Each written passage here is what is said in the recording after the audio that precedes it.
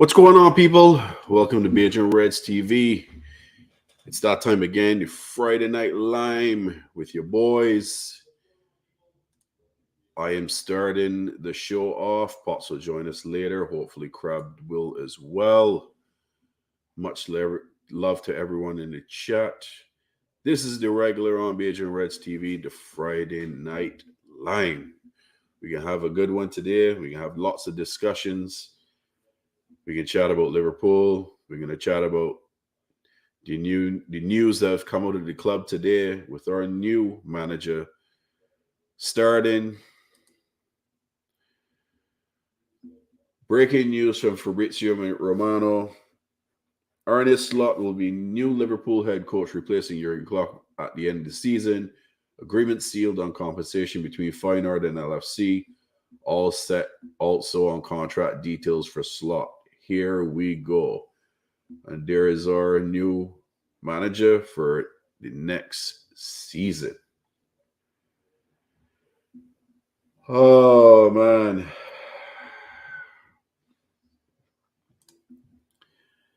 Peoples, big up to D. Big up to Liam. The Lime No Start. Big love from Peckham via Park Lane. Bloodline. Tommy G, big up.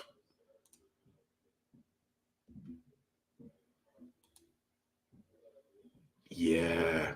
For everyone, the link for the stream is in the chat. It is pinned. Just click it and come on in. I don't know how we feel about the new appointed manager. What we expect. What we think we can do next season. Man, I ain't really know, to be honest. I am not sold. I can be completely honest with the people then. I am not sold. I don't know if this is the right choice. I don't know if this is the right route for us to go. Amorim, I thought, would have been the manager for us. Now everyone knows, and Pops and them is laugh at me. I was 100% leading the Xabi Alonso train. Clearly, the train fell off the tracks, off the bridge, hit the river. But your boy Barnes jumped out just before that happening, so that I could survive. I got my family to deal with. Then the next new flavor of the month was Amarin. Guys was convincing me that this is the right choice. Did a little bit of homework, checked out the manager, checked out his tactics. And yeah, he seemed like he would have been right for us. He would have been absolutely right for us, been a good fit. Would have been good with the players, good with the fan base. And we could have got a job done. But it turns out to be Arne Slot, manager of Feyenoord in the Dutch league. Yeah. I can't make any comments and say that I know the manager. I know what his style is.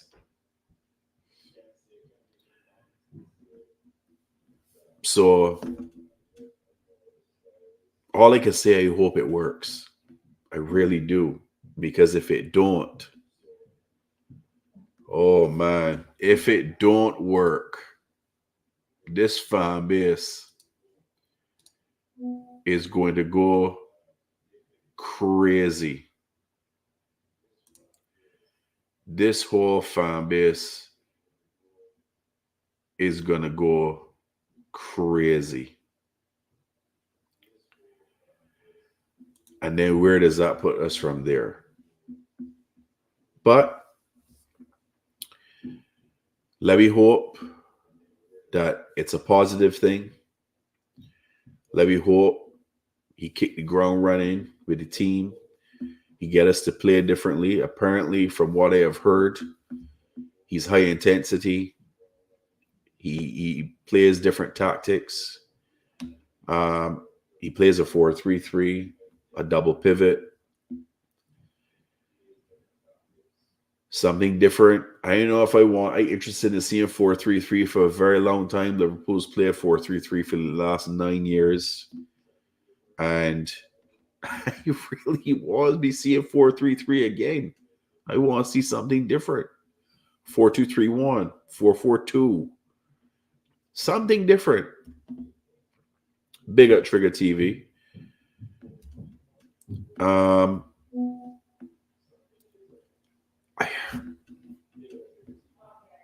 I just hoping that it works, peoples. I really do. I really, really do. My head finished. It done. It finito. It gone. This team rattled me. I am very confident with for the rest of the year. What I do know is that Liverpool finishing third by any season. We will be in Champions League again next year. The title run is done. Finito. Finish. Fat lady is sung. Medium-sized lady is sung. Skinny lady is sung. Skinny guy is sung. Medium build guy is sung. Fat guy is sung. Everybody have sung already. It done. It finito. It finished. We gone.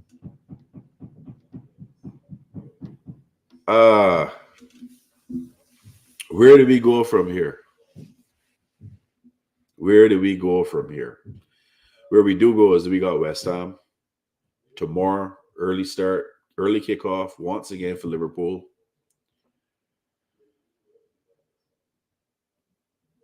Hopefully we get a good result. We know we can play 4-3-3. I did a prediction show not too long ago saying who I would predict would be the starting lineup. We know Klopp has his favorites. We will see who he ends up picking tomorrow. I will find that out at 6:30 tomorrow a.m. Eastern time. Let me just hope we get performance and not see what we saw against Everton the other day, because that was just shambolic. That was terrible. The performance, everything was bad. The passing, everything was bad. Big up, Steven. Just remember, people, the pin or the link for the call in is in the chat.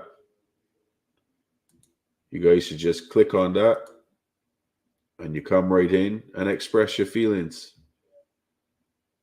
Tell us what you think about the manager. Tell me what you think about tomorrow, how you're feeling. If you're still optimistic this team could win the title. I'm interested to hear what the fans got to say. I really am. So let me do that. Outside of that, how is everyone's week? Anything interesting?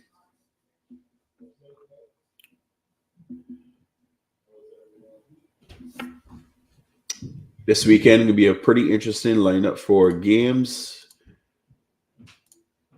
We got, let me pull up the lineup right now. Let's see what the fixtures are outside of our game. We got Fulham playing Palace. We got Man U playing Burnley. Newcastle, Sheffield, Wolves, Luton. Everton got Brentford, Villa, Chelsea. Then we got Bournemouth, Brighton, Tottenham, Arsenal, and Nottingham and City. Maddie, my brother, what's going on? What up, Bajan? How was your week? Work was stressful, and this team do my head in. But outside of that, I blessed. Oh, lucky man. How about you? I can't complain. And fortunately, my week was good because I did not think about this team, period, at all. So my mind was cool and stress-free. So like I said from the previous weeks, like I've gotten to the point where, it's like watching paint dry or clothes dry. You're just there waiting Uh-huh. for a fresh start. Yeah, that's me. You know, Yeah. me. I'm I'm I'm not. They win, I don't care. They lose, still don't care. Literally, like what what the hell am I? And this is no disrespect to anybody, but what the hell am I getting myself all tied up in a weave for, like a market crab? At the end of these days, these guys are them making the millions, they hundreds of thousands, they thousands a week. They going home and they're not thinking about me. So what the heck I got to worry about? Yeah, it's true. Big up Quasi. Big up, man. How y'all doing? Big up, I Marty. good. The Keep your eyes on the accountant. road, brother. Keep your eyes on the road. Okay, What do you say? man. So, New manager, new Liverpool coming up soon. So, I mean, I'm gonna be honest. I don't know much about him. I just started learning about him, you know. But I think there's a lot of questions to be asked. I think everybody has a right to ask the questions because it's something new. Same thing happened with Klopp when he first got there. But one thing that I have is they said they didn't want the next Klopp, but the more you look into this guy, he's like Klopp when Klopp was at Dortmund. High intensity. You hear it over and over when, especially Melissa Reddy talked about him.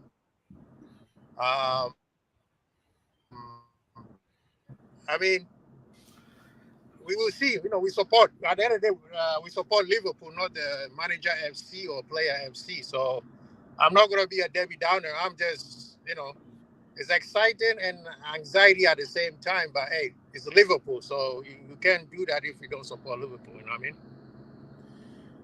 yeah, I hear you, Quasi. I don't know much about the manager neither, but I just don't know, man. I just don't know. I'm not sold on it, to be honest. It doesn't excite me. Um, and yeah, I support the club over a manager each and every time.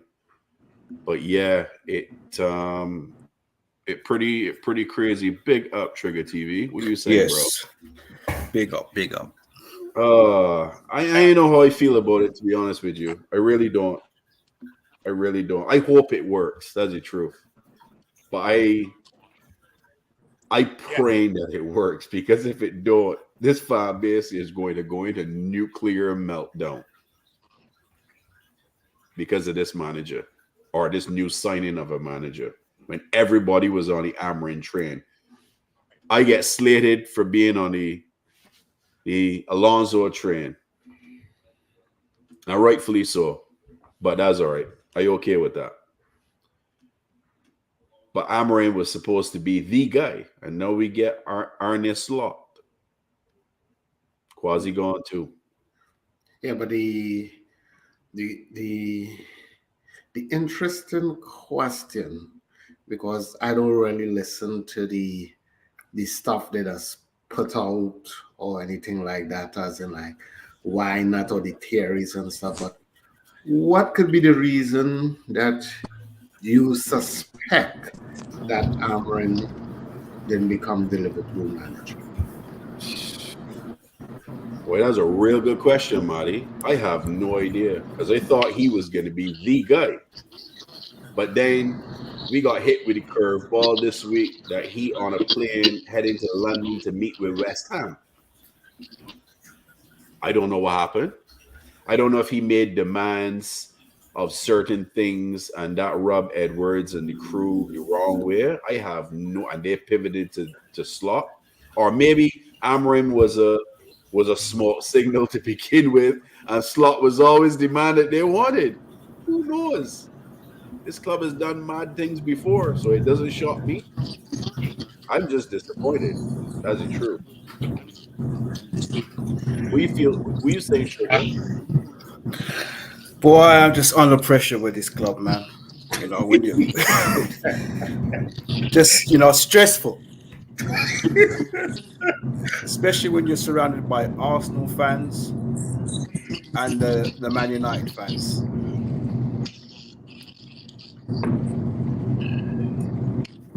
Yep. I'm with you. You could hear me. You could hear me, Bajan? I am hearing you now. We weren't hearing you just now. Oh, okay, good. Because I'm driving, so the cut off. But I won't take too much stock on the on the trolling and the banter. I mean, Arsene Wenger, when he first came to England, nobody knew who he was. He came from Japan, right? So we saw how that ended. Yeah. So them people don't. If it goes well, they will be the same people who want their manager out because they want to copy what Liverpool is doing. Arteta, whatever Arteta is doing is exactly what Klopp did, from to a T, to the point where they sing Liverpool songs at their stadiums, right? So with me, I don't care about the banter because I know where Liverpool is. We are the trendsetter. And when he said trend, usually it's hard. You get a lot of fails, and then one of them that goes right becomes the best thing that everybody else copies. And they won't even give you credit for. So me, I don't really care about the trolling from the outside friends. If anybody I care about is our own fans, because we will be the people who will tear ourselves down. One thing that we have to understand, and people don't want to do it, this is some form of a transition. It's not going to be a transition, much better transition. So this guy has some pressure on him because you can't go too far left, right? We will give you that time, but you can't fail too bad because everything that you have is pretty good. You got great players already. You got great structure. That's a fair point, Quasi, but yeah, that's a fair point. But we don't know what the club's intentions are this summer and who they still plan to keep in the club or who they plan to get rid of. We have no idea what that's going to look like. That's the anxiety part. Yeah. Right? Well, we do. You're right. That's the part that got my head a little rattled, to be honest with you. Before we continue this conversation, have you guys seen the new kit for next year? What, the Nike one? Yeah. Yeah. Is it real? One? Yeah. Yeah, it's real. Yeah. It's basically like the New Balance one. The last New Balance. This is it right here. Yeah, with the gold pinstripes. Talking about that, is it really, really true that we are going back to Adidas? Because no other person has brought it up except that one. Yes, they are. Yes, we are. Yes, they are. Okay. Yes. That also has a lot of questions to be asked because how do you go with the biggest company in the world and then go with his rival? That means whatever deal they set up didn't go as planned. No, Adidas come up with more money. That's all. It's money. When it comes to these kit deals, it's all about money. Yeah, right. Nike made a lot of money. I mean, last year we made 113 million from the Nike deal. And that was just right. Right, but Adidas, because obviously I think Adidas got this thing with Nike now because the German team has switched over to Nike. Yeah. So that was a slap in obviously Adidas's face, and they're a German company. So they thought, okay, we're gonna go and pinch your big suppliers. You know what I mean? Your big kit, your teams. You know. So I think that's the war going on between Adidas and Nike. So I think they said, right, Liverpool are going to give you X amount of money. They can't turn it down. It's money at the end of the day. Yeah, it is true. It is true. That's going to be a lot of money there. If we made 130,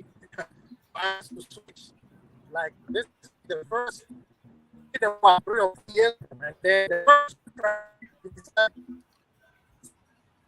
Man, you sound like a robot, Quasi. You sound like a robot, man. It's coverage. It's coverage. You live in California, bro, and your 5G moving that mad? Oh, I apologize. I think now you sounded like a robot on my side, but but no, I was just saying. Can you hear me now, though? I sound better? Yep. Yeah, better know. Okay, Pop I'm say the line saying they playing. Pop say the line they playing. yes. What is Here you go. See? There he goes. uh so Trigger, this is the first time we've had you on live on the channel. You always in Yes. the chat, and big up and love for the support as always. Thanks for welcoming me on and having me on, my friend. Thank you. Thank you. Yep, make up. What's your thoughts on what's happened over the last 10 games? Call it from the FA Cup game, the debacle against United. First thing. I think this stems back from when Klopp announced he's leaving. Yeah. Okay. Now, how I see it, he should have waited to the end of the season before he announcing anything like that. I know he has to let the owners know, but that's a private conversation between him and the owners. Yeah. But putting that pressure on the team and then the fans knowing that, it was just too much pressure for this team. We've gone through a rebuild, and these players ain't settled in properly. And they've just, okay, we are where we are. I'm not going to complain about that because I didn't expect us to be no title race this season. So Yeah. I'm grateful for that. I'm grateful we have a trophy. At least we have a trophy, because at the end of the day, this is what football's about. It's about trophies. Agreed. Right? And right now we have 72 trophies in the cabinet. So we're still the most successful team in England, and we got the most trophies in England. So I'm happy with that. But I don't think he should have opened his mouth. And that's put too much pressure on these players, thinking that they have to win. They're not relaxed. They can't play their game because they've got that added pressure. Yeah. So, I saw it coming, to be quite honest. Yeah. Okay. Maddie. But that one, don't you think it's a double-edged sword? Because if you don't say it and rumors start to circulate, it becomes a problem. Because from what we're hearing, the players didn't even know. Well, they should if they didn't know, then keep it that way. That's my point. Keep it that way. Yeah. Let them just play football. Let them concentrate on playing football. Yeah. Yeah. Well, not only that. Here's the hypocrisy to that stuff where they're talking about the rumors. If in the past we could keep who we're going to sign close to our chests, Yep. and surprise people at the end of the day. Yep. Now you can't keep something like that in. Agreed. I'm putting yes on that every time. 100%. I agree. We keep transfers and all of that stuff so close that nobody knows what the heck Liverpool doing, but yet all of a sudden you're worried about this. Okay. Really? I am like, hold on. How is this even possible? How is it even possible? Let it make sense. Yeah. Make it make sense. The math in right now. You know what I mean? And this is what I tell people. And the thing about it, where I think it all went wrong, was there's a lot of people and other content creators talking about the possibilities and all that sort of stuff. But there's something that always goes in nature where if there's smoke, there's fire. Yeah. FSG. I think there's more to the story, man. He didn't just say That's what I'm quit. saying. There's FSG more to it. dropped the ball to Klopp that Edwards was coming back. That could be something like that. I can tell you that might be the official thing, but that is my gut feeling that Klopp heard that, wait a minute, Edwards is coming back. He is going to make my life bad. Not vindictive bad, but now I don't have the power that I had because I got rid of him. I made him hit the road. Yeah. Yeah. And he coming back in, Klopp was I like, kind of agree with one. Yeah.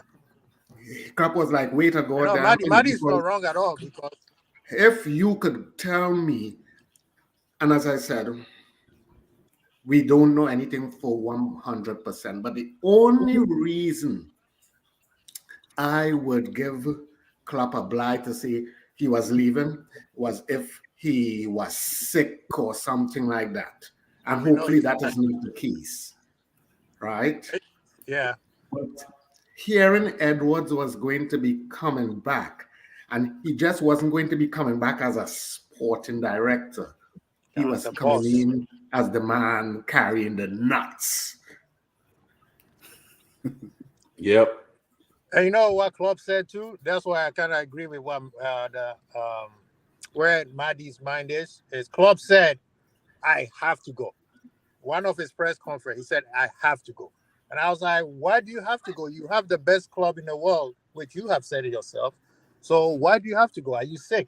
So at first I was like, "Okay, maybe somebody's sick in the family, so I want to take care of them." But we haven't heard anything of sort. My thing is, I think the owners knew they messed up Yeah, because they there was a did. choice. There was a choice between Klopp and Edwards, and what they had to do was be a peacemaker and say, "Guys, you two have to work together. We don't care what's going on. Work together." They did not. They picked Klopp's side, and and then last season happened. They realized that okay, we don't messed up. So when when my uncle Henry showed up with in London about the whole Casado situation, I think that's when he came in and made some decisions because the CEO also was messing up. I forgot his name. I always get his name messed up. Michael Gordon or whoever it is, because he also is not at Liverpool anymore. He's also being moved to Boston. So I think this decision of Klopp leaving and a few people moving came from the top. It's not just as easy as, oh, I lost energy. How are you gonna lose energy when you just told us I have so much energy, I'm not going anywhere, blah blah My blah blah point blah. precisely. That makes no sense. No. And that's the same thing that I was preaching from day one, because I was like, as much as I don't like FSG, I noticed their patterns. And this is the same identical pattern they did with that young director of their sports, Theo Tepstein or whatever, Yeah, yeah. In Boston, on the Red Sox. because Yeah. he left them and he showed them, guess what? I went and built a team and win a World Series and next place. And that made them set up. So now when they saw this happen, they was like, hey, wait a minute. We can't afford to do this.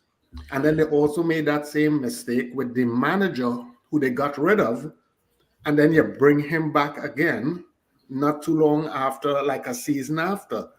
So Yeah. that shows that, guess what? You flopped. You made a bad call. Yeah.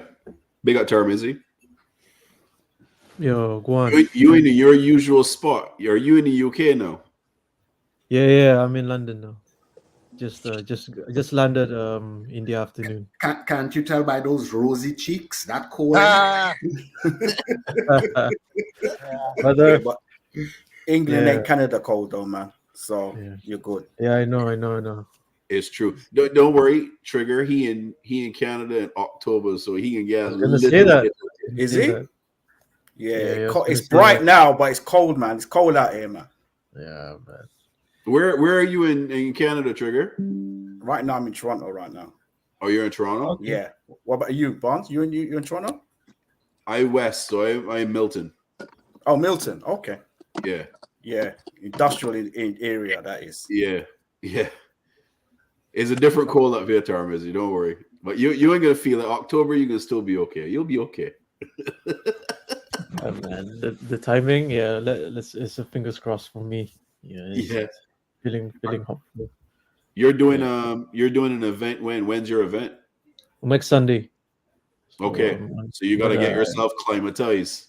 Yeah. Because right now, normally when I hop in the Friday night is always early morning settings. But right now it's the it's a flip of the time zone, so it's adjusted, it's reversed now. But Yeah.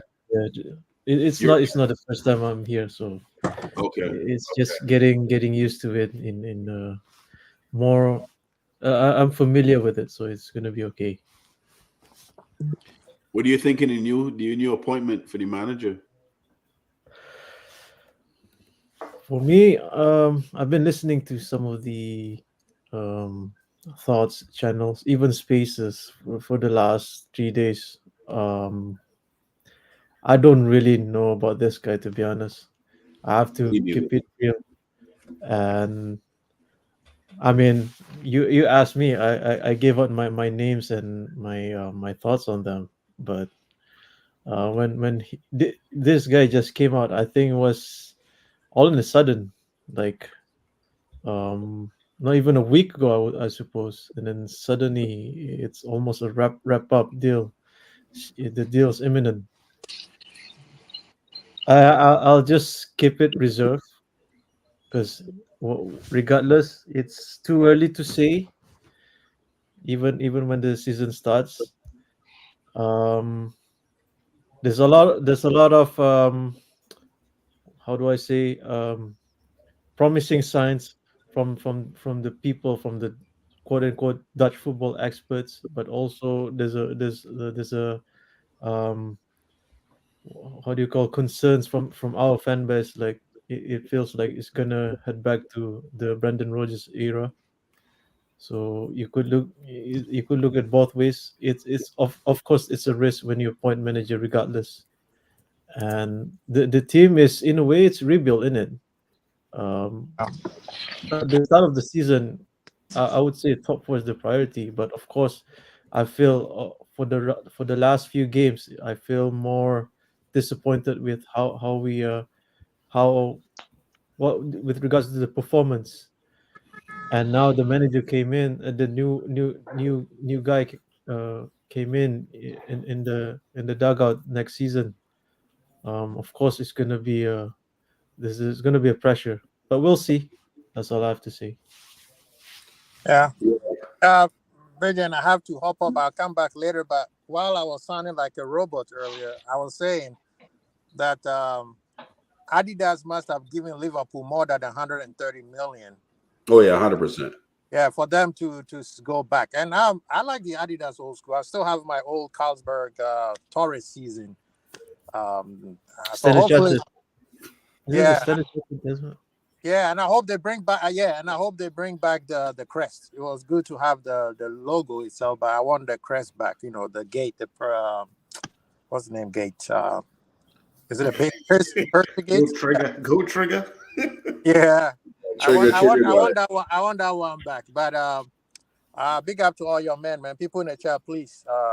You know, it's gonna be. I know it's gonna be hot. People are down, but don't worry. I'll be back and cause some commotion. But hey, Zidane is still. You know, they haven't signed a contract yet, so there's a possibility that Zidane can come back. So I haven't lost faith.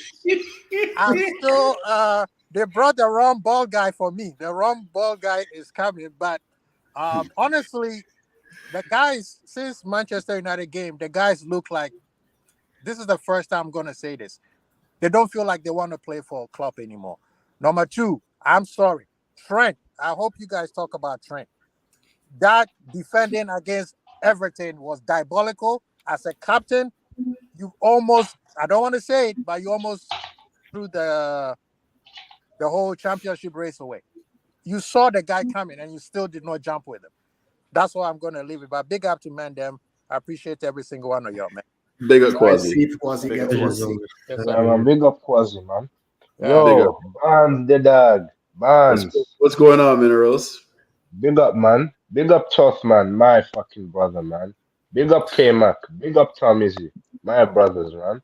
But what I have to say is Slot, I watch the Dutch league as well. I have family in Holland, and some of them are Feyenoord fans, and they love him over there, and he's brought them success recently. He plays a good brand of football. Like he plays similarly to Jurgen Klopp, but in Europe sometimes he let things let him down because of like failing to adapt during momentum. Maybe that's his problem. That's the only issue he has in Europe. But other than that, he has a good style of play, and more often than not, his stats speak to it.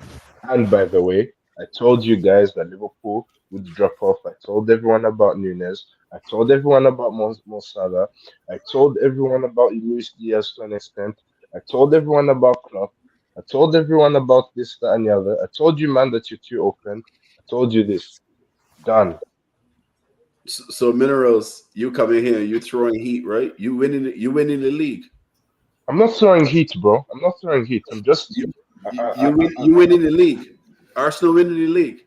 I'm an underdog, bro. We're never beating Man City, bro. So my only flex is I'm an underdog, bro. I'm an underdog, man. Underdog mentality. Bro, listen. But Band, you hear me though? What I'm saying, isn't it true though? That Liverpool have been conceding too many chances, and Nunes, Salah, and Diaz are problems, right? Liverpool has not been clinical this season. They have not been as clinical. well. That's another thing as well. If Liverpool, if you do the stats, and the stats are mad with the amount of shots more that we've taken than Arsenal. Arsenal scored more goals than us. If we had scored 25% more, if we scored 25% of those shots that we took and scored goals, our goal difference would be mad compared to yours, and we'd be running. Exactly, it will be clear of us. But Darwin Nunes is a bum. I've been telling you guys about it. He's not. You guys missed too many chances. You man have lost games this season because of missing chances. Majority 100%. Of the games you dropped points in is because you missed the chances and the opposition grows in the game. The only bad performance you probably had was yesterday and the Arsenal game, where you guys had no chance and Arsenal outplayed you from start to finish. Well, I have one thing to say before we go on. If Slot is going to be the new manager, we better find a new name for that guy. Because can you imagine when we lost and somebody say, yeah, they put 4 past the Slot? Yeah, the Slot. He needs to be slotted, bro. Or Liverpool got slaughtered.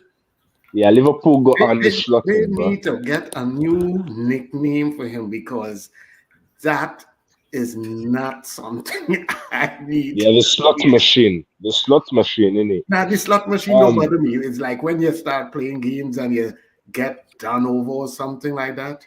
Oh, that will just make the regular fans take on real meaning. I'm sorry to say.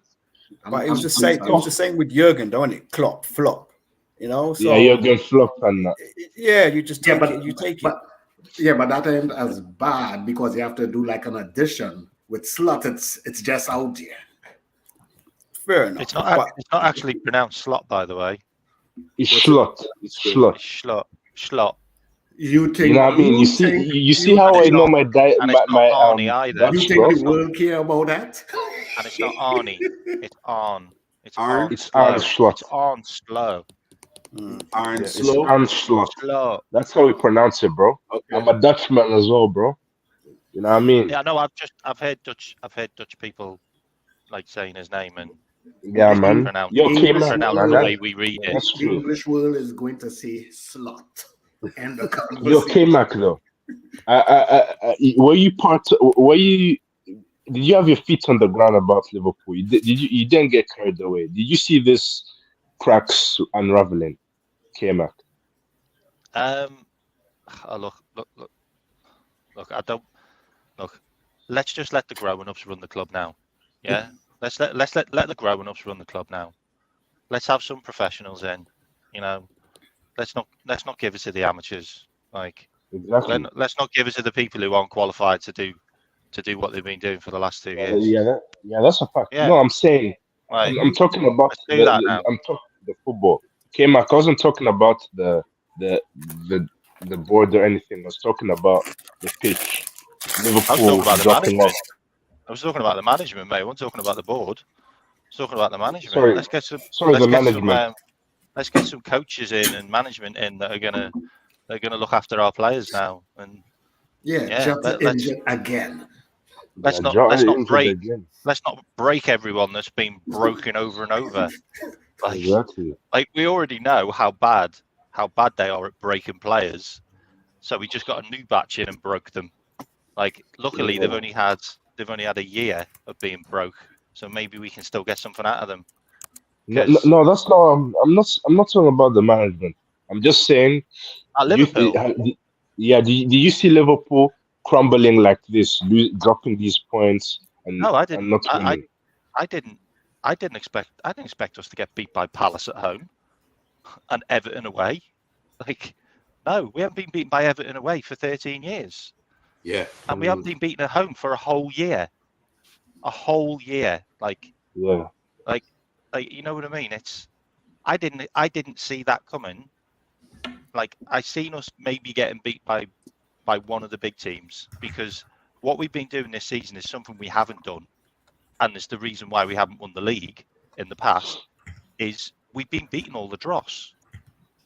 Like, we beat so many of those teams that beat us, and we lost against them, and we dropped points against them, and we lost the league because we got beat by your Bournemouths away, or your Wolves, or your Brightons, you know. And we didn't this season. We picked up points against them all. So I'm quietly confident. But yeah, we did have the worst record against the top six. But that doesn't matter, because there's more shit teams than good teams. Like, there's 15 crap teams and 6 good teams. Like, and if you drop points against the good teams and win all the crap teams, then you win the league, because that's what Man City do consistently. Like, and the problem is, sorry, we haven't got many world-class players anymore. You know, Manchester City have got a Kevin De Bruyne who pulls off a fucking world-class header against Brighton to put them 1-0 up in 10 minutes. Like, where's our guy? Where's our guy? Where's our Gini Wijnaldum?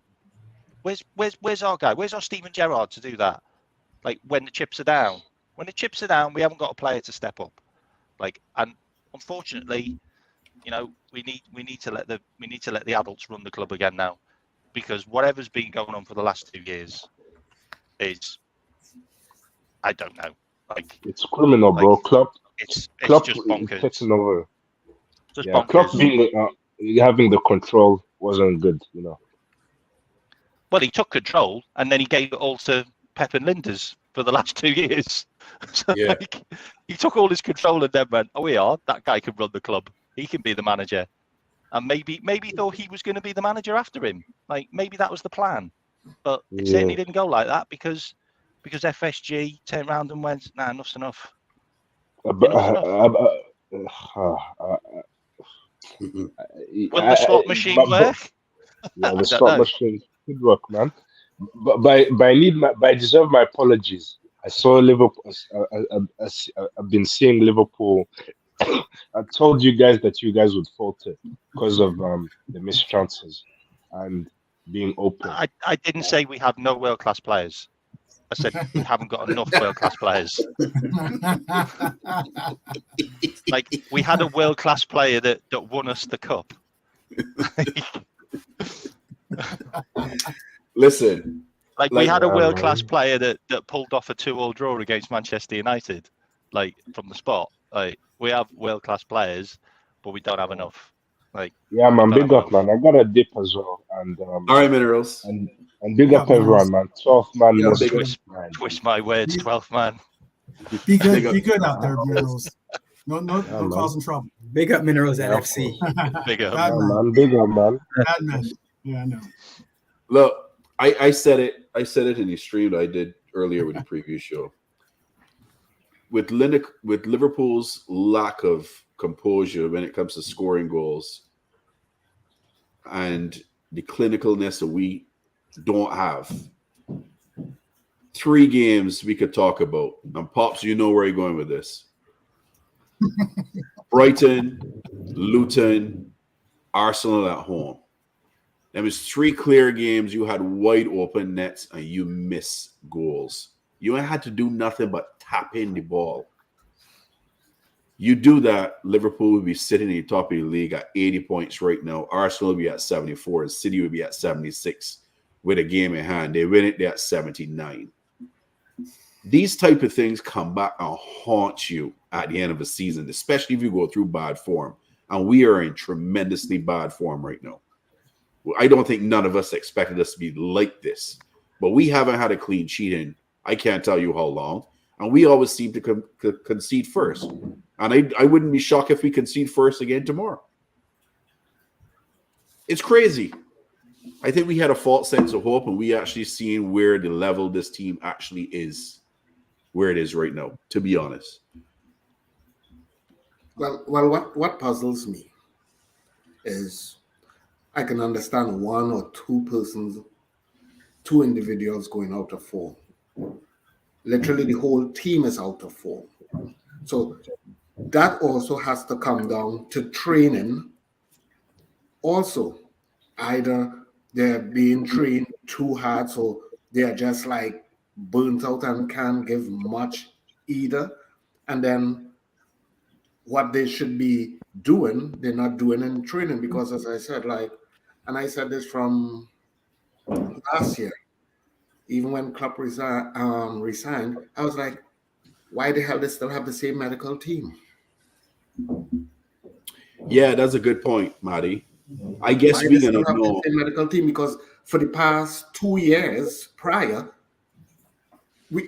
people will come in who you would not see down with injuries and stuff, and then all of a sudden, injury. And then those who came in with knocks and little injuries and stuff, they just get even more. So it's like fascinating, as in like, okay, like what's going on also on the training pitch, because yep, okay, they're not being clinical and stuff, but I'm looking at it also as in like these guys and them must have just spent also. And I'm not making excuses for anybody, but you can't get water from stone. Here's what guys, we all know the reason why, and it's because the manager prides relationships more than trophies. That's the reason why. It's all his mates. Everybody has a fun time at the club. Everybody loves Liverpool because you can have a laugh on the training pitch. You don't need to work hard. You can just put a little shift in, and everyone's fun and having happy times, and everyone gets new contracts. You know, we've got a 37-year-old goalkeeper who's never played a game for us for like 2 years, who got a brand new contract. What? Because he's mates with the manager? Because he gives good hugs? Like, seriously, the adults are back in the club now. So now Adrian's the reason why we're losing? I'm telling you, next year, watch how much things change. Watch how much things change. That fitness coach, make sure you're around. Make sure you're around next season, you know. Oh, make sure you're around next season. You know that fitness coach that runs onto the pitch just before the game and high fives everyone as they run on? Have you seen him? Like, what on earth does that even do for them? Like, seriously, because as soon as they start the game, they concede, and there's no urgency. So I don't know what the high fives are for. Like, seriously, like, we knew this was going to happen because this happens every single time. We don't get over the line. We never get over the line. We're always the bridesmaids. Always the bridesmaids. Next year, we will know if you see that players don't end up getting injured as often as they do over the last few seasons, certain players, if they're still with the club. Next season, like how they were under the Klopp regime, then we knew something was definitely wrong with how they were being trained. Something was wrong with the training staff. Barnes even that narrative, right? Look at the players. Look at the players that went down recently. Look at big up everybody first. Big up everybody on the panel and big up the chat. But look at the players that went out injured. Yeah, big up. Jota, impact injury. Yeah. Gravenberch, impact injury from the Dirty Caicedo challenge. Curtis Jones, impact. Salah was a hamstring that came from AFCON, not us. Rush back probably, and for me, he's still looking like something ain't right. Not making any excuses because he's being shit. But if he's still hurt, he shouldn't be on the pitch. Because I saw him jump out of a challenge in the derby, and I said something's wrong with him physically. Curtis Jones, another injury. just rushed back. But All of them are not Pops, injuries that came from training, though. All them are training yeah, injuries. but All that isn't Pops, Klopp running I'm into not the saying ground that. or whatever. But Pops, I'm not saying that you're wrong in that. But you said the same thing that I said when Salah had come back. And I had said what? Salah ain't starting no games for a while. And everybody was like, oh, you can't do that. But as I said, look what's happening. You're rushing back guys from injuries. Gomez had a worse injury than VVD. He was rushed back. VVD had an injury. He was rushed back. Because when he started VVD playing, wasn't rushed. VVD wasn't rushed. He wasn't rushed. The problem is he VVD played was too long, too many minutes after he came back. He wasn't rushed because remember he missed wear and the tear. international tournament because wear he and decided tear. not to go and stayed off that foot until the next season. But it was too many games they played the following Right, season but still, to me that ultimately whether caught up with it's him rushed, afterwards. wear and tear, too long, they all fall into the same category.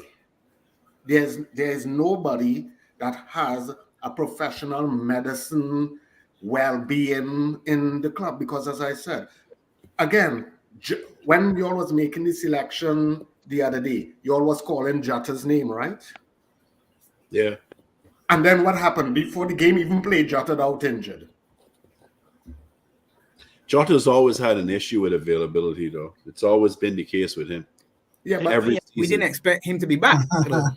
Jota was one when we saw that injury. When we saw the injury, the man landed on Jota's knee, hyperextending the knee, and we didn't expect him to be back before the end of the season at all. Yeah, it's true. Just a side note, Right.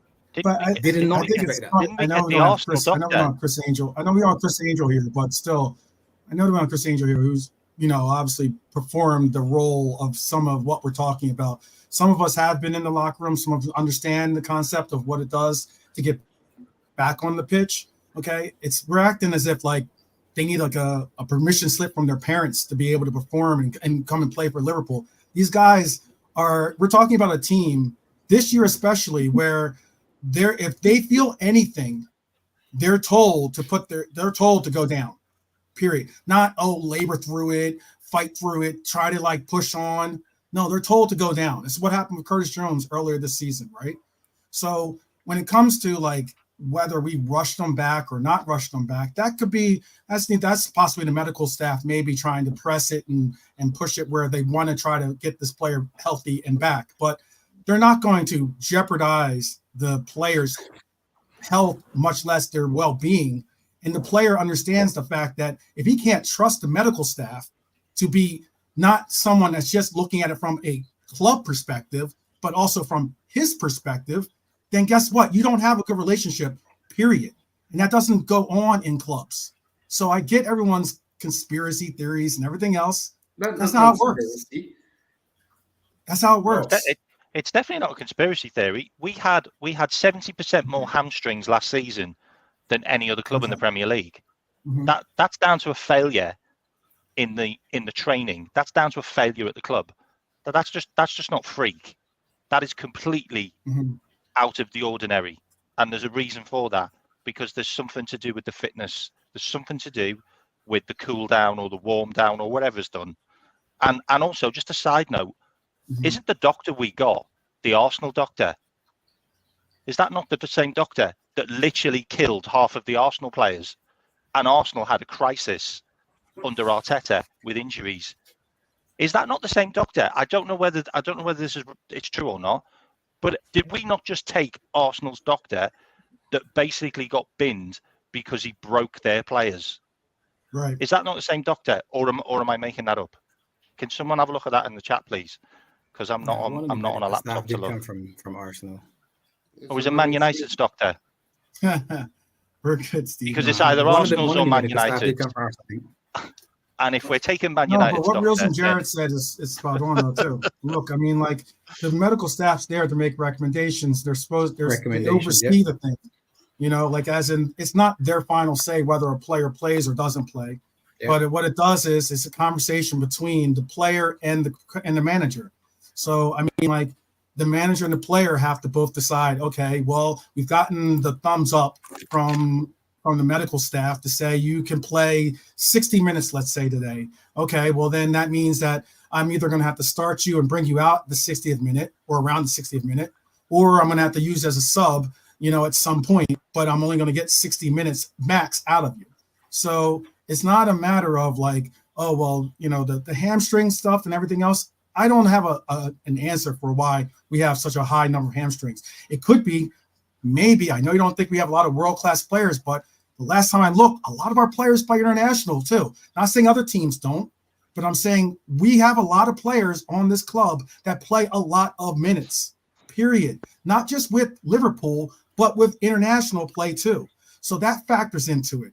I mean, like, let me just finish my point. So, like, I understand that sometimes we get mixed into this whole rush to try to say, oh, it's got to be this or it's got to be that, and find that scapegoat like we all seem to want to do every time.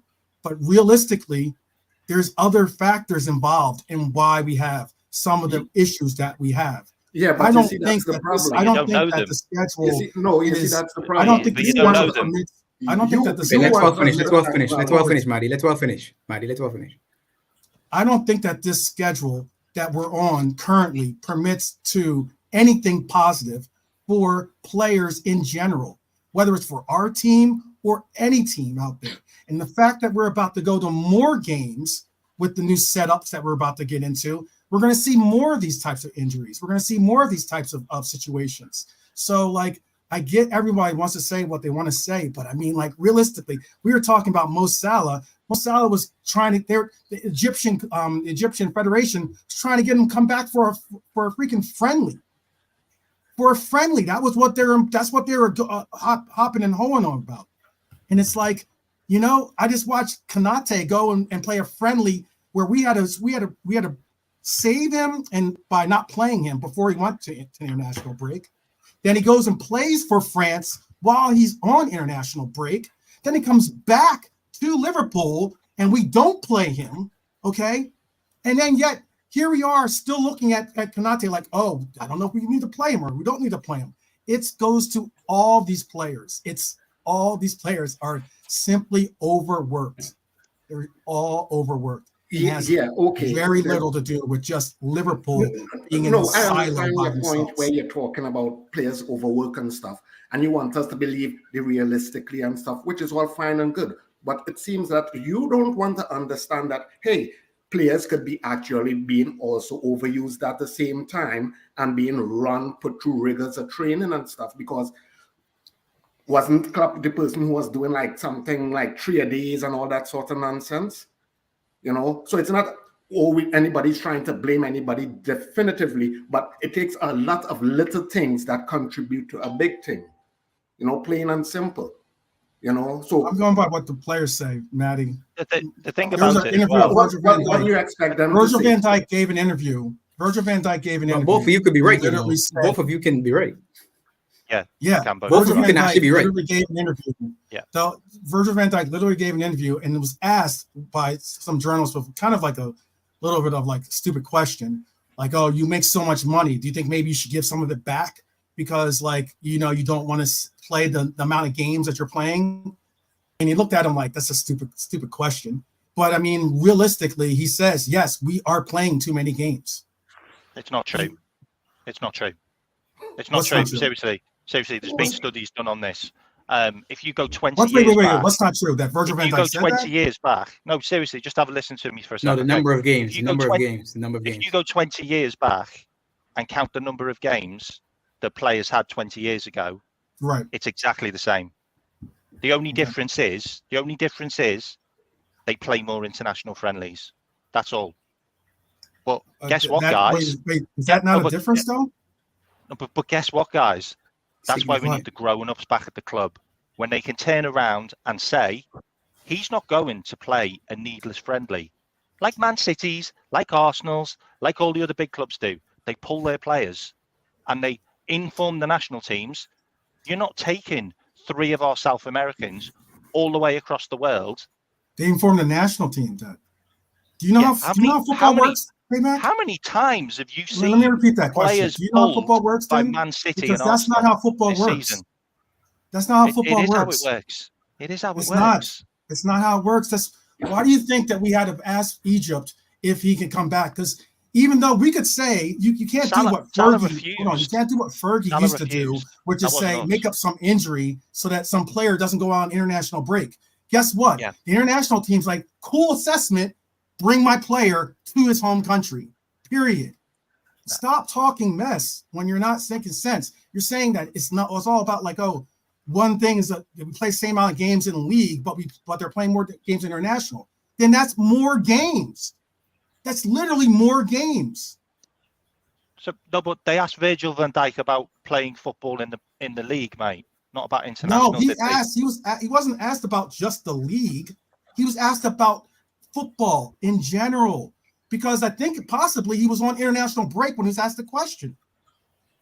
We still play him every game. That's what I'm trying to get across, man. Like, we don't rest Virgil. All these tournaments. There's so many tournaments nowadays that half of them I don't even know the name of them off the top of my head. Rubbish. I don't even know what the relevance of them sometimes is. And then you mix in all the tours that you go on preseason with. So why did we play? Why did we play all of our best players? Why did we play all of our best players? Why did we play all of our best players this season against teams we've never heard of in Europe? Why? Why did we do that? Why did we do that? That was like 6 games. Because you can't just. That was like 6 games. Everybody out to your team and play another 11. You can't just send the kids to the Europa Cup. Why did we play Virgil against the team that we win them 5-1? We beat them 5-1. Because he's the captain. Why did we play Canate? Why did we play Canate in that game? Like, why did we play Canate? Like, you see the revisionist history. Why did we take Endo and McAllister and Dominic Bosa and Salah? Did you say that? Did you say that before? At the beginning of the season, did you say don't play any of these games in Europa because you don't want to win it? If not, then that's why. Everybody said that we would play the kids against those crap teams. Everybody said it. Yeah, because they're crazy. That's where they get a run. They're crazy. Because it doesn't work like that. Games. Football does, but it doesn't work like that. You can't just say play the kids. Yeah. Well, you can't just say play the kids. You're looking at minutes and legs. Sabozalai, pre-season, so he had to play football. Endo, no pre-season, had to play football. McAllister, new in the team, had to play football. Virgil's the skipper. Yep. He wants to play football. Trent wants to play. Mo wants to play. Well, look at all of them are players who are saying, I'm playing. Look at what happened now. Okay, we had another injury crisis. Yeah, but that's not same again. That didn't happen because of what happened. He went to Egypt, got hurt, and has been up for 3 months. Everybody said it was a fake. Everybody said, Mo isn't hurt. He's sad because Egypt can't win, and he's coming back to Liverpool to dominate the Prem. That was the rumor front on the streets. Okay, look. He hasn't played properly since then. 3 months, basically. I'm only looking at, Pops, I'm only looking at the metadata, and the last 4 years, we've had an injury crisis every year. Every year, we've either lost midfielders, defenders, strikers. We've had an injury crisis every single year. No, it's a conspiracy for the last theory. 4 years. That's just metadata, okay? We've had more hamstring injuries than any other team. Yeah, we had massive crisis with players getting injured on international duty. Let's do this. That was like before 4 years. Right now, let's park it, right? Because I'm not planning on going anywhere next season. I'm telling you, be here. It isn't a coincidence. Let's see what happens. It's not a coincidence. The entire medical staff is going to be gone, right? It's the reason why Michael Edwards is looking for a manager who has a team that don't get injured all the time. Part of the criteria. It's part of the criteria to find a manager that doesn't have massive injury crisis in his team. There's none of them. Oh, there is. There's none of them. There is. Every manager has injuries to deal with. Every single one. Yeah, that might be true. That might be not true. Like ours. That might be true, but here is the pushback on that, right? Why you haven't? Because you are the manager, you have final say, right? And everybody wants to be an analyst and talk about, well, the players want to play. What is a manager's job? Not to manage a player? Yes or no? Yeah. So if I tell you, well, guess what? I find that you're getting used too much. So you're going to either start games or come on as a sub. I'm going to decrease your minutes because at the end of it, you're going to get longevity. You'll be a bit more fresher and all that sort of stuff. Is that so far-fetched an idea that a manager can't do that? No. Okay, so that's my point. I'm fine if you're labeling that criticism at Klopp. I'm good with that. If you're saying you think he's done a better job saying no to players, I'm good with that. You have Mo running for how long on the right-hand side? Not one replacement in sight. And as soon as you get one, he gets injured. Go ahead, Trigger. Okay, we're talking about injuries and stuff like that, yeah? But another problem what we had this season is Klopp has his favourites. Mm-hmm. And in the last few games, or I could say the last few weeks of games, you can see it clearly. Players that shouldn't be starting the game. As you said, Salah shouldn't be playing. His form has dipped for a good few weeks now, probably a month. He shouldn't be playing. Months. Yeah. Months. Yeah. 100. Months. Gakpo played. I mean, obviously, Gakpo wasn't there for Everton because of, I don't know, family problems or something like that. I don't know. His wife gave birth. He has a son. Okay. Congratulations, Gakpo. He has a son. Yeah. Harvey Elliott should be playing instead of Sobo. He has a son. Yeah. That's cool. He has a son. And right, so that's been a big problem. So we'll see with this new manager, because obviously it'll be a clear. You won't have no favourites. He's coming to a fresh new team, and hopefully he can, apply. If a player's playing well, he should be playing. Look at Gomez. Gomez should be playing left back. I don't know why we got Robbo playing left back. Robbo's been Favorites. You know what's funny? Robbo was the only one who had a positive rating in which match was it? Not Everton. Fulham? Palace? Fulham. Do you want to know something really interesting? Do you want to know something? Game. Do you want to know something really interesting? We have turned to shit since Robbo came back, and that's not a coincidence. Robbo came back, and we have been crap. Seriously. And the reason why is Robbo's not defensive. Robbo's not defensive. He's not a defender anymore. He spends more time in the other half. Like, we literally have two players on either side, bottom and forward, and poor Canate having to do two jobs every single time. Like, seriously, we can all slate Canate all we want, but there isn't a central defender in the whole of the world that can cover right back and centre back. They just can't.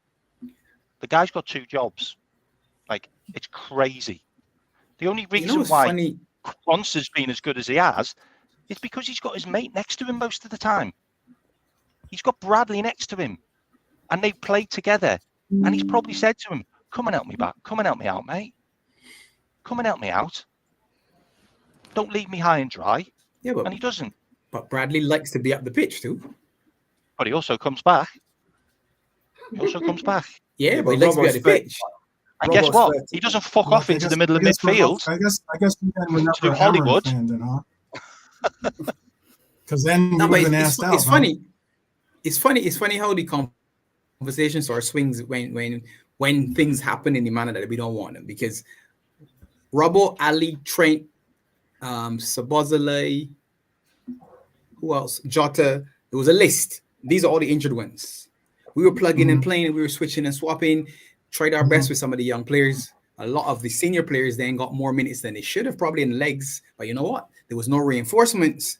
So it was, all right, as soon as the injured guys come back, we're going to be good. As soon as the injured guys, that's what the narrative was.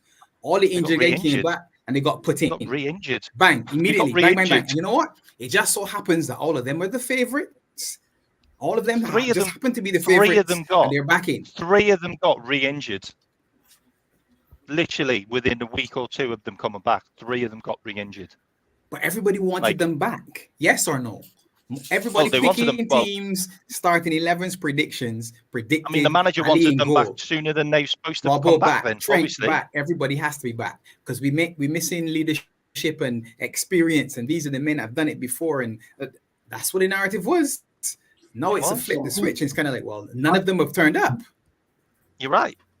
My portion of why I was saying conspiracy thing is because, like, what it sounds like is you're saying that Klopp is putting like extra emphasis on these players of like not being physically fit or ready to play, and him saying, "Oh, bun that, you're going to have to play. You're going to suck it up and play." Just Did not you hear suck the it up to interview? play. Even though you 12 have, man, even though 12 you as a man, did you player hear have the a say interview in he it. had? Even though you have Did you actually hear as a the player interview have that he did? The interview Which where one? he did. The one where he actually said, well, when my players say they're ready, then they're ready. Watch it back. He did an interview and he said that. Like, I nearly fell off my seat. So you listen to because Klopp's the interviews player and has take a him say seriously in though? this. What are we're No, doing? but here? I don't When my, think- again. when my You players listen say to they're these ready, interviews they're and take him ready. No, Is they're I this- don't not take ready. it Everything you seriously. said, Wait, hold on. Is this the everything you electric said, slide he moment says of you a can't take conversation? literally, Because though. that's You like can't. 2 steps You can't. forward, 2 steps back. I have no idea. What part are we What- supposed to be doing in this dance? What I You really will just something to say say? is that, and I on side with K Mac with his comment with this is that we've had way too many injuries.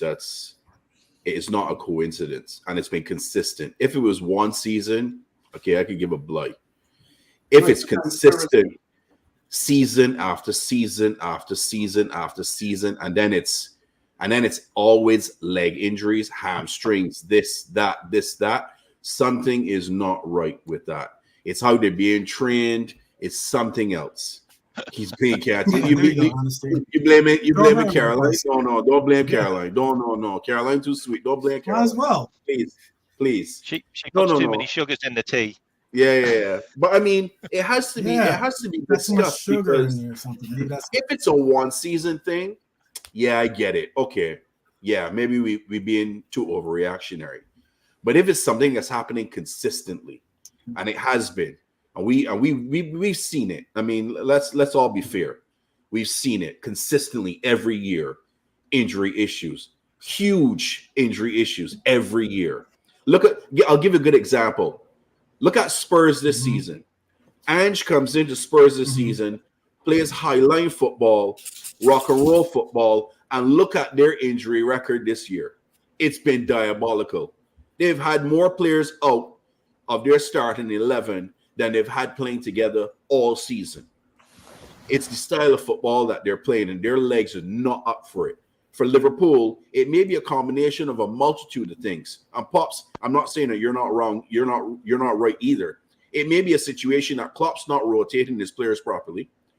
The favoritism is coming into play. You're not plugging and playing, because when we did have the injury issues, he was putting in the youngsters with some first teamers and so forth, and switching and swapping, and we were playing well. Everything was rolling, because we all know the system for Liverpool, starting from the youth all the way up to the first team, all of them play the exact same way, because that's the style of the club.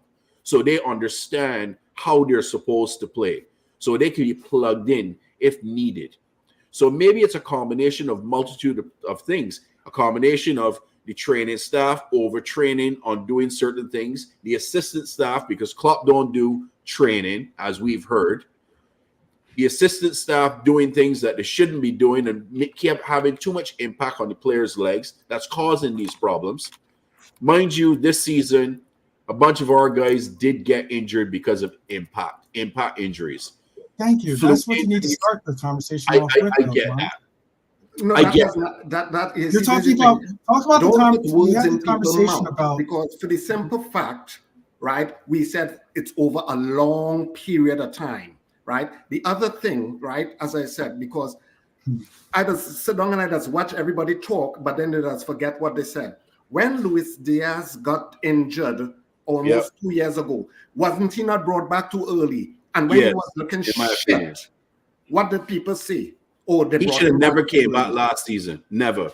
His first game should have been the beginning of the season, this preseason, and the beginning of this year. Right. He should have never came back last season. So that's what I'm saying. Don't tell me about no goddamn conspiracy theories, because as I said, when you're rushing back players and you're putting that workload on them, I call BS on it.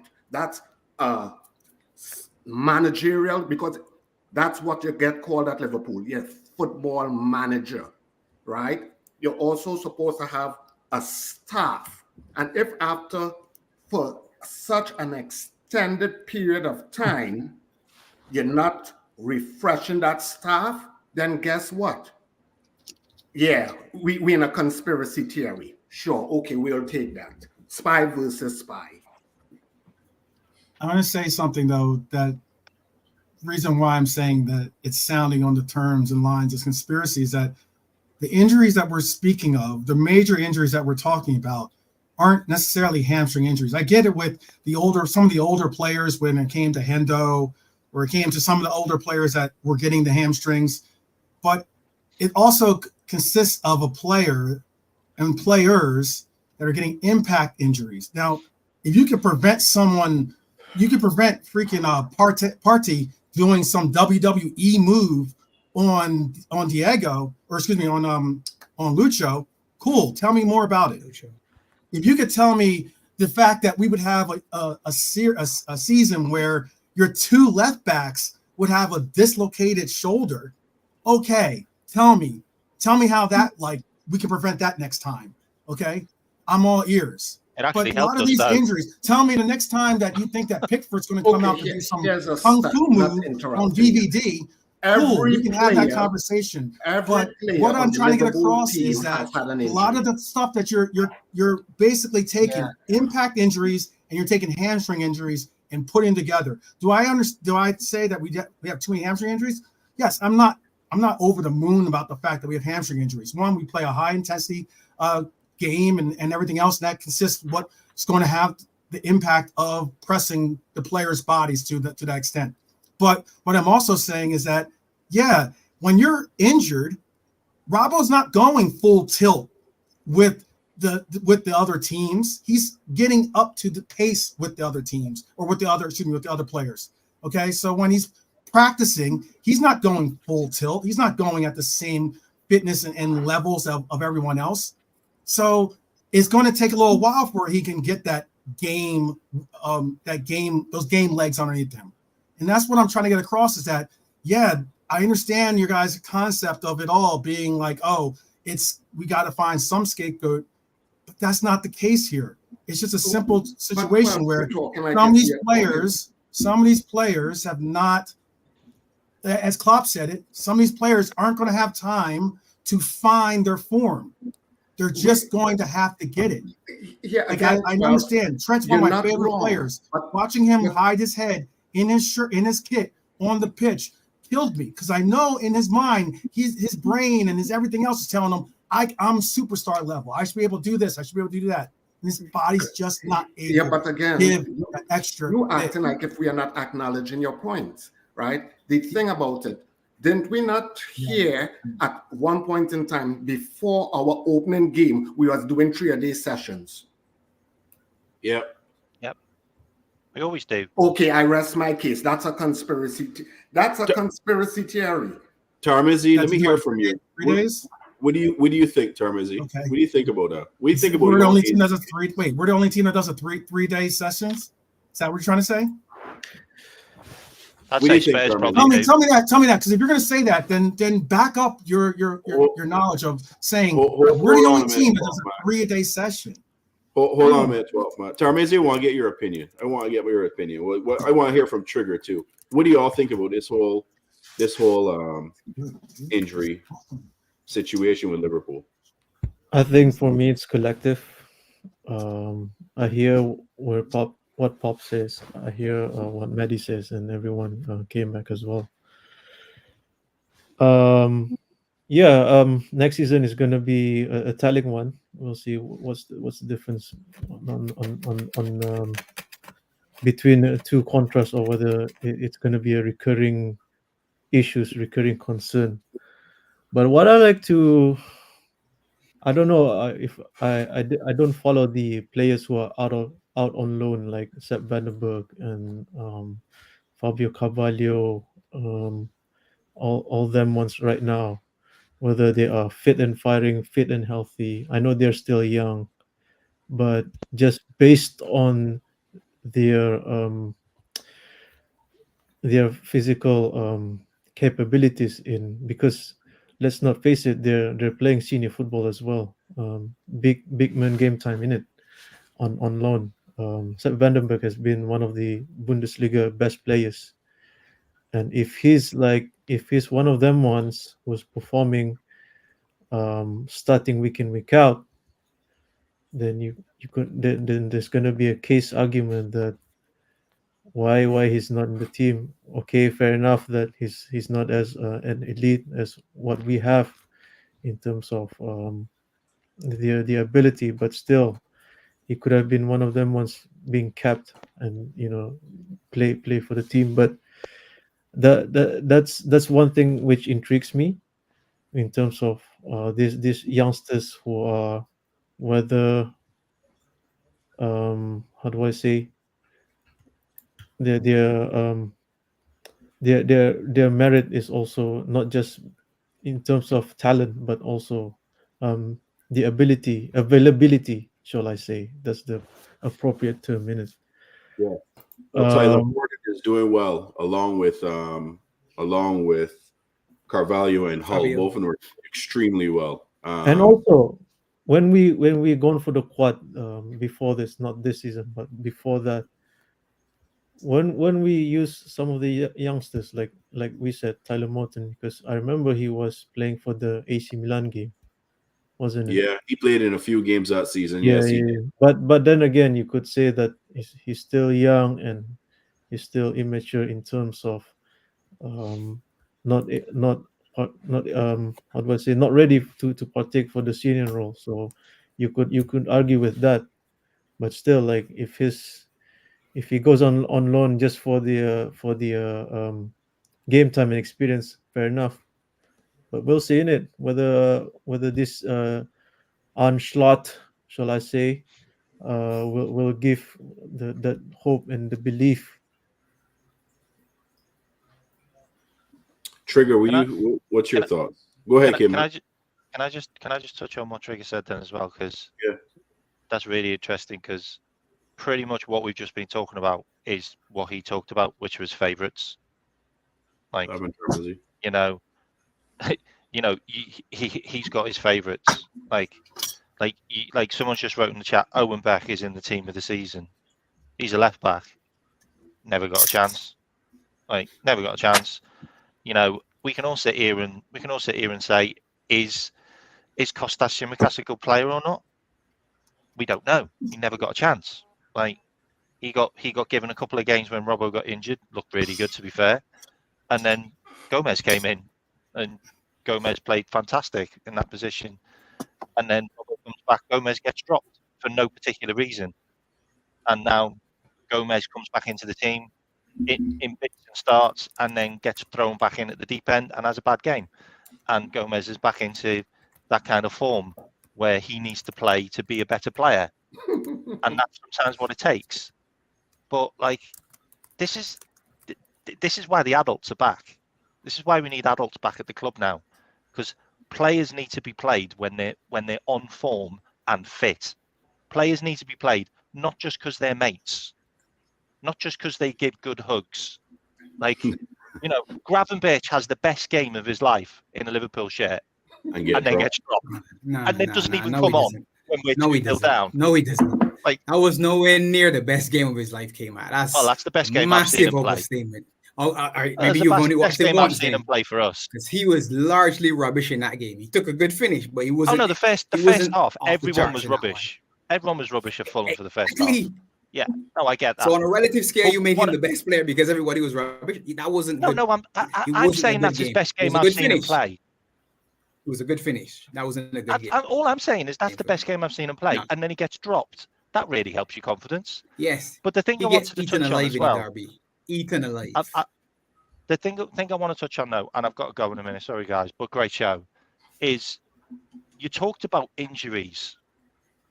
We have to look at our players as individuals, because Calvin Ramsey's done 2 loans now this year, and he's been injured on both loans. Okay. He came injured. Luke Chambers is out for the season now. Yeah. He went out on loan, got injured, out for the season.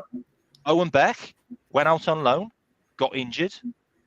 All our loan players who are from our club have been injured at the clubs that they've gone 3 days.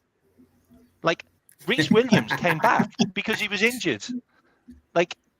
This is a reoccurring thing. This is not a coincidence. This is our kids being injured as well.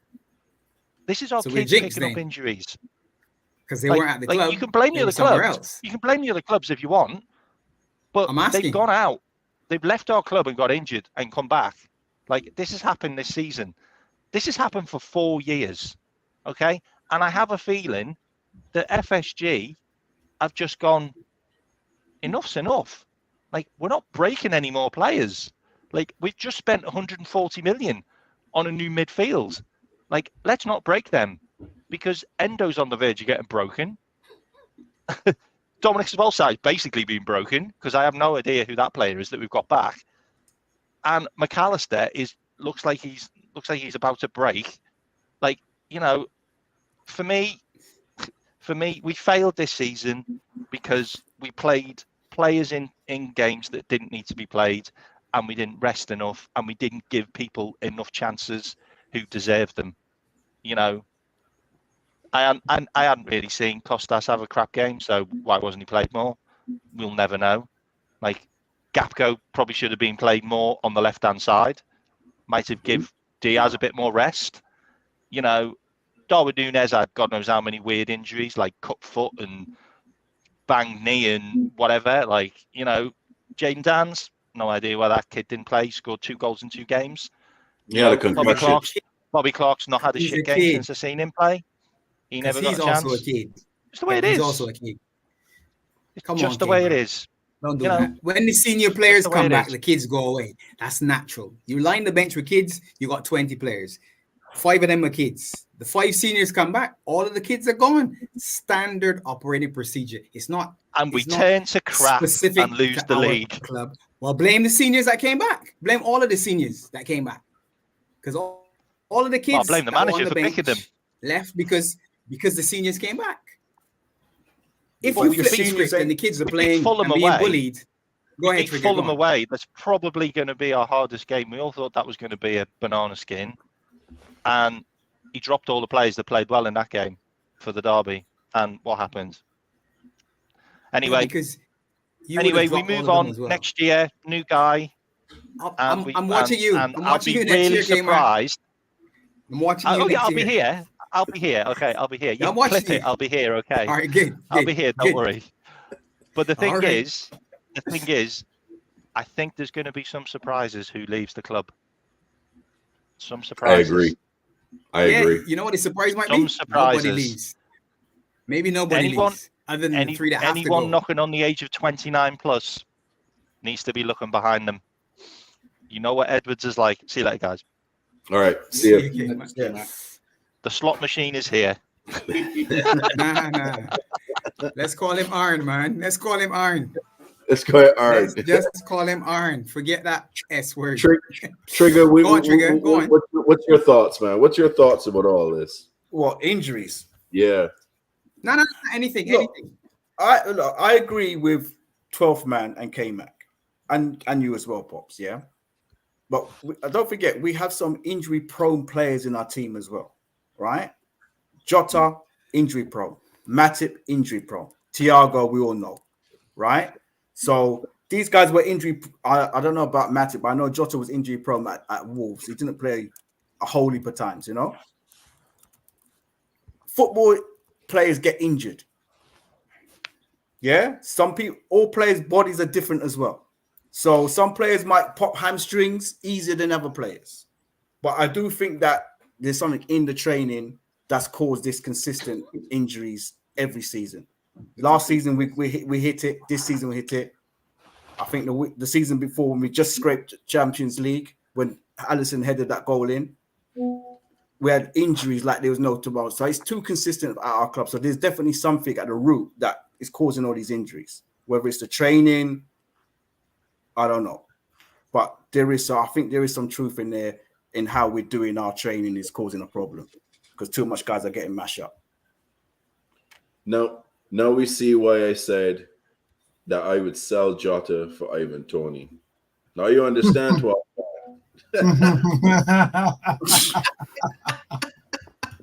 Now you understand. Availability was always my biggest concern. Always my biggest concern. But Barnes. Yeah. Why is it always a sale why is it a sell to buy? Why is it always a addition by subtraction? For me, I feel that we're one short up front. We only got 5. We should have 6. Yeah, I agree with you. We need 6. Maybe we should add one without selling anybody. We should add one first. Benzo is and supposed to start be with that 6. six. Then decide. That's why. Then let's 6. decide: do we now need to move players out or not? Salah should have always had Elise or Saka was mine, long time. 4 years ago, I said buy Saka, put him there. Right. Whenever Salah's ready to walk through the door, ready replacement, ready to fall in. Or better yet, he pushes him out the door. I'm better than you now. What are you gonna do? You're gonna stay and play behind me, or you can play with me, or what are we doing? But we've allowed Salah to just have that spot by himself, much like Trent. That's your spot by himself. Yeah. And there were too many players like that. Fabinho, that's your 6th spot exclusively by yourself. Yeah. What do you get? You get a man that gets run basically into the ground because it spots. But the front 3 was just the front 3. There was nobody else. Run, man, run, score. Where's his sub? I don't know. 90 minutes every time. Red arrows. So we've done that for a while, poorly. Then you bring in some players. We should have 6. Everybody's talking about selling somebody. Why we can't buy somebody first? Give me Olise or whoever it is. Give me 6 forwards. All right, then decide out of those 6 who we keeping. If you still want Jota to go and you still want more to go, that's cool. 2, we got 4. Give me 2 more. Bring 2 more because we need 6.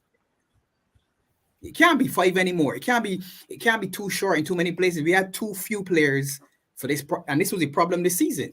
Bobby Clark, McConnell, and all the youngsters that came in did well because we didn't have senior bodies in their spot. That's why I think we need 3 players. I think we need a centre back, a DM, and obviously someone in the front 3. Yeah, 3 and top right side players. Yeah, because you need backups. Yeah. And that's all additions, right? That's all. Yes, that's all additions. You haven't sold anybody. You're adding somebody. No. Yeah, because Pops. you have guys that are leaving on a free. So Thiago's out of contract. He's leaving on a free. Matip's out of contract. He's leaving on a free. And then there's somebody else. Who's the other one? Adrian. Well, I don't count he anywhere because he hasn't played for us. That's the 3 bodies. It's 3 bodies. Right? That man got us a medal. Super Cup. A medal a long time ago. Listen, so if Thiago leaves, you got Tyler Morton coming in so he could fill that spot because Tyler Morton's been playing a ton of first team football with Hull and doing exceptionally well. So he could replace Thiago, no problem. Don't forget But Steph. then, yes, Trigger, with you. Steph is still there as well, right? So I agree with you. Centre back, a DM, and a right wing is 3 spots that we should fill this summer. We should, if we want to have a complete team, because you still have Owen Beck, who is a left back that's there. And then maybe you keep Robbo, but you have to make a decision, either Robbo or Simicast. You can't have both of them. It got to be either or. But a question to you both, Pops and Bajan, right? You're talking about why we have to sell to bring in a player, right? Barring this season going by where Klopp has actually used his substitutes, what was it that he said? So many players, they're not going to get enough game time and stuff, right? Because he plays stopped the favoritism. Yeah. Right. So that's why we are forced to settle. Because of that philosophy. So, no, Maddie, I don't think you got that right. I'm looking ahead. I'm honestly looking ahead now. Yeah, no, I'm talking about now and looking back because that's which part that's my zone where I'm constantly talking about.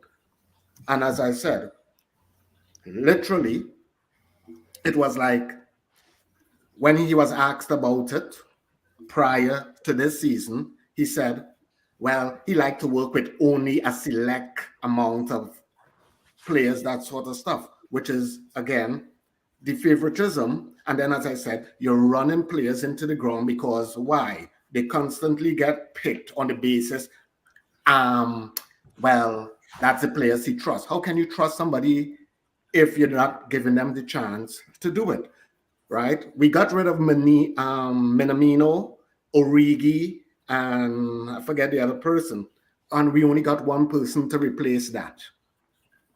Yeah. So again, as I said, there, as much as people would want to say, oh yes, there's impact injuries, I am not denying that part. Mm-hmm. The part that I am sticking with is, guess what? What? Your medical team and your manager, they're not in cohesion, because the medical team should be saying, well, like, listen, well, yeah, a player might say he ready, but sometimes you have to protect a player from his own self.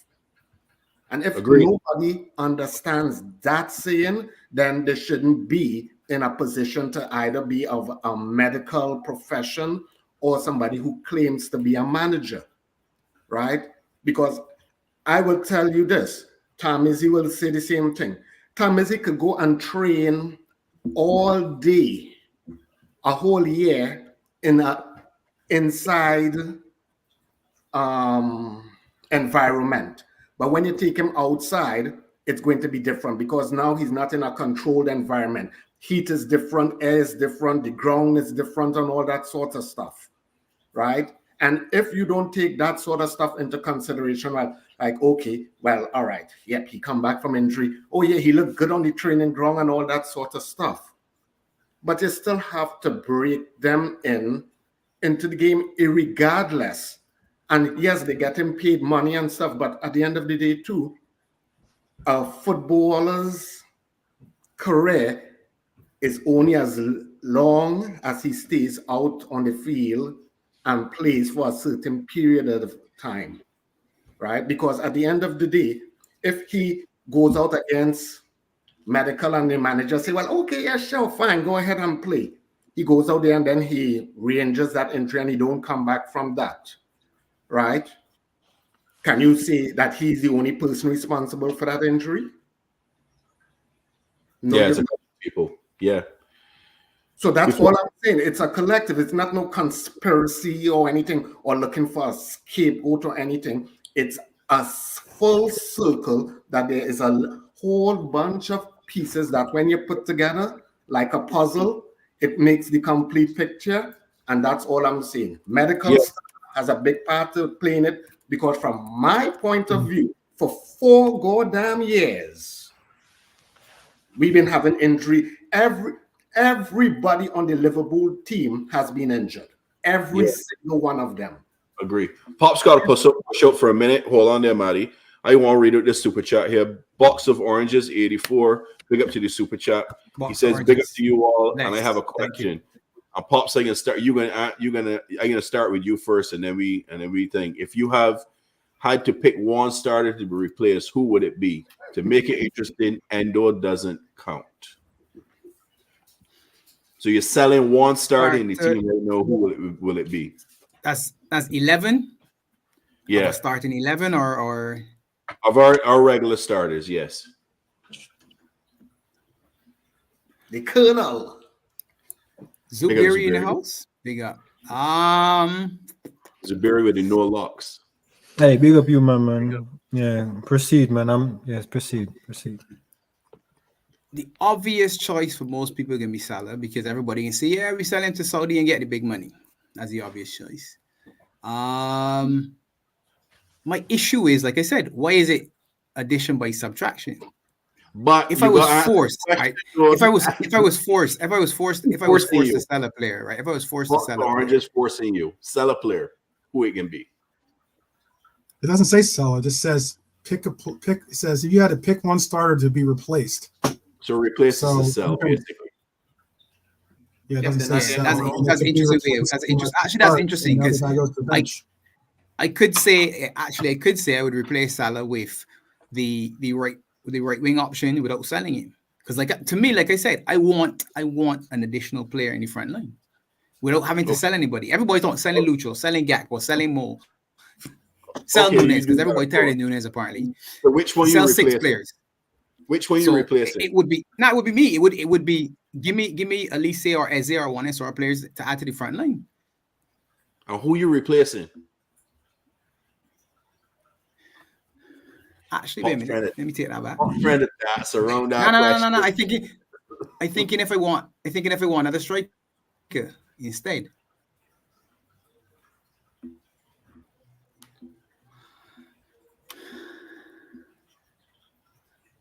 Caliber strike isn't good enough. I can make it easy. I can make it easy. I can make it easy. I can do more, and I'll add Elise. Okay. Just so the conversation can flow. I'll add Elise. Yep. But when they come back, I may come back with a striker. Okay, no problem. I see. They gonna run, man. Hopefully, you will keep the conversation going till they come back. Yeah, we will. Go ahead, Colonel. Trigger. Wait, where you going, Pops? He coming back. He coming back. No, I gotta go on a run. I gotta go on a run and come back. So go on a run and come back. I run fast, big man. Run fast. Ammunition that you got for me. Keep it run fast. Run fast. Run safe though. Run safe as well. All right, man. Bigger. All right, man. Yeah. So for me, mine can be easy. Replace the Nunez, and I put it in Ivan Toney. Of course. You're probably gonna throw in Diego in that deal too.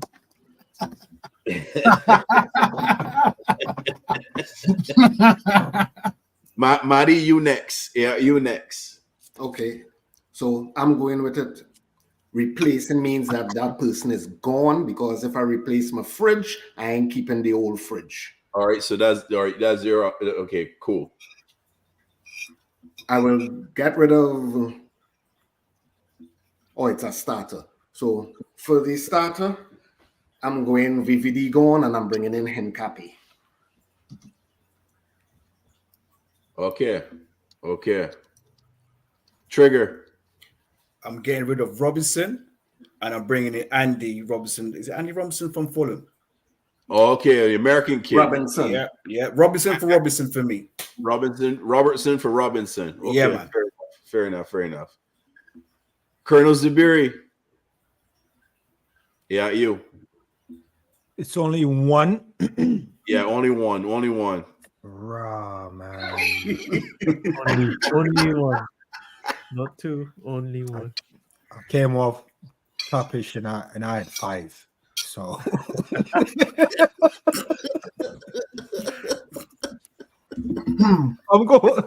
I'm going Salah, and I'm getting Bailey. Leon Bailey. Okay. Yeah. Okay. Man. Okay, bro. Who said nah, man? I said nah, man. Leon Bailey. Trigger said nah, man. No. I mean, is that your brethren? Nah, Trigger. I mean, clearly you're not Jamaican, but we're not gonna bring the country. No, listen. My background is Jamaican, but I'm not biased to the fact that Leon Bailey for Salah. No, bro, too late.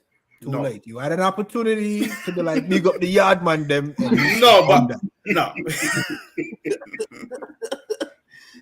Trigger, I'm sorry, man. Listen, Leon Bailey, no. But that's your thing. So I was gonna second your thing with the Robertson for Robinson, because I'm in America now and I rate that guy, right? Yeah, but I'm like, he's a good player. Then saying Salah out of here. So no, I agree with Salah out, but I don't think Leon Bailey is.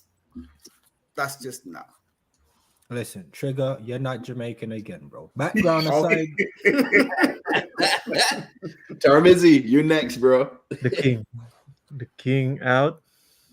And I'll bring Lamine or Arda, the prospects of La Liga, to the Prem. Okay. Yeah, that's my take on it. Here's the one that I'm interested to hear. 12th man.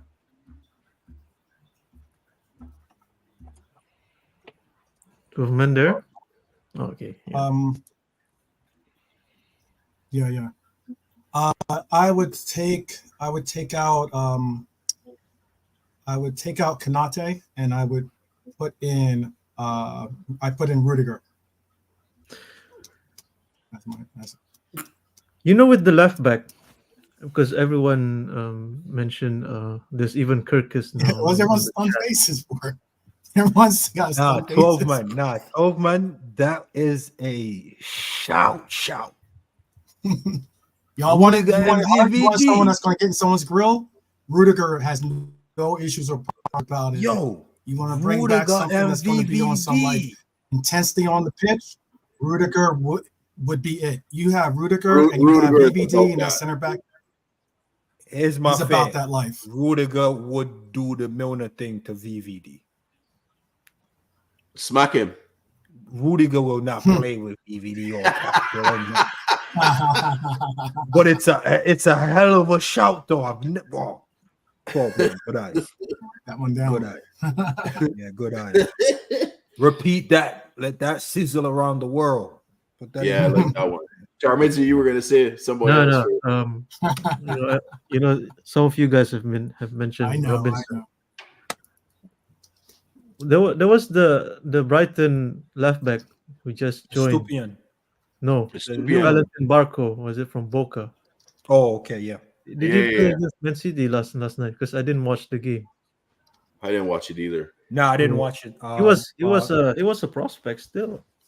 But the thing is, because there was one time that Man City was trying to get him, trying to buy him as well, but he joined Brighton in January. If only he could have stayed at Boca for another till this summer, or at the very least, that's one of the left back I could have gone for. Because what's his name again? What's this guy's Valentin name? Barco from Boca.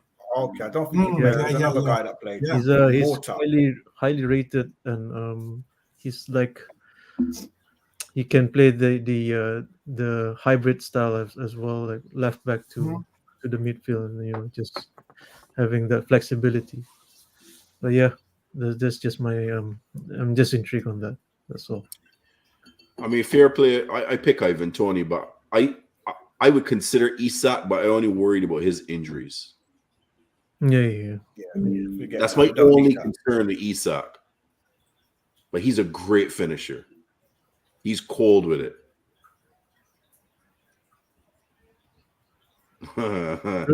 Honesty on you, huh? Yeah. Who else? Honesty got a question. Barca wants to sell Fati. Would you mind them take him as a bench option? No. Fati ain't ready. I think if we didn't have Elliot, I would be interested, but I wouldn't want to give up on Elliot for him. Okay. All right, we can spice it up even more because Zaberi said he had 5. I want each of you to pick 2 more players that you will replace. 12th man, I'm putting you on the fire right now to start. I started with you. From the team? Yeah. From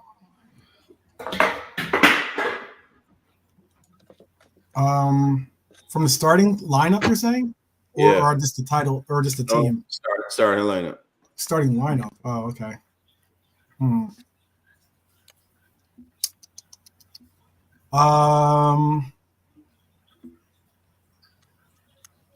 I would do. I mean, who might, and I have to say who I'm bringing back as well. I just want to make sure I have all the correct parts. Yes. So, and they have to be a viable option, I guess. Because I mean, like, I would say I would love to bring like Tuchemeni in, or bring in Camavinga, something like that.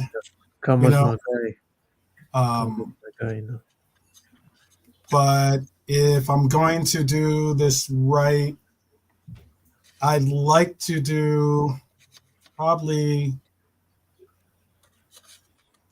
I'd go with Salah only because he's got a year left, and he's got to go either now or he's going to go in 2 years anyway. And then the other player I'd go with is and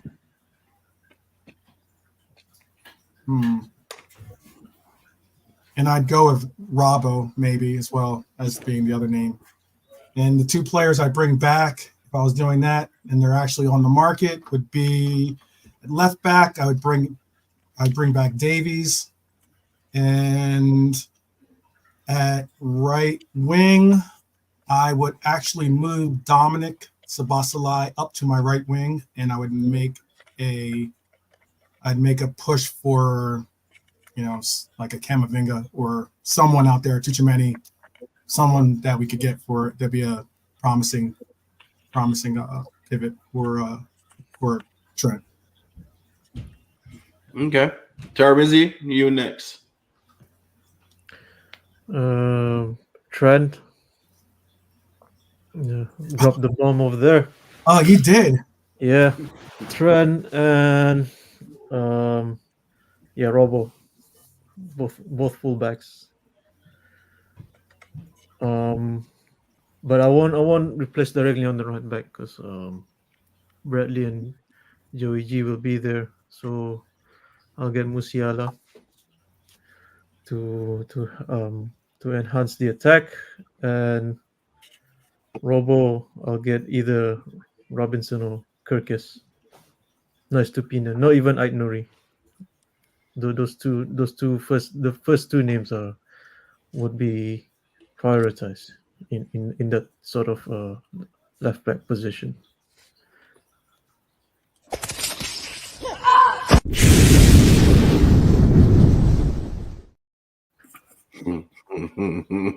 Surprised you didn't drop that as soon as he said Trent.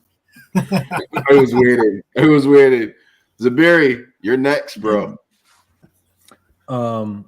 Two more players.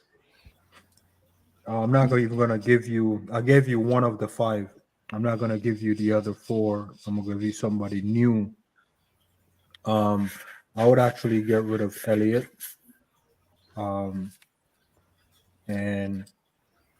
I said it said starters. Starters. Oh, it said starters. I was trying to cheat. Yeah. Damn.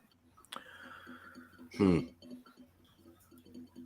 gonna get rid of Diaz. Oh, who you replacing him with?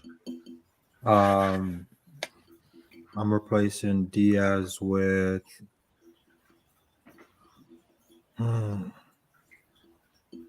Nah, you know what, man? Screw it, man. I'm gonna get rid of Robbo. I'm bringing Robinson. That was one of my 5. And if I'm giving you a second one, I'm getting rid of VVD and bringing in. I think somebody said it. Now that I'm thinking about it, the left back at Ignacio. I'll bring him in. Okay. He's a left center back. Yeah, we don't have one of those. So, yeah. But VVD plays anyway. So I called it. Oh, that was you, Matty Man. Big up. Trigger, you're next.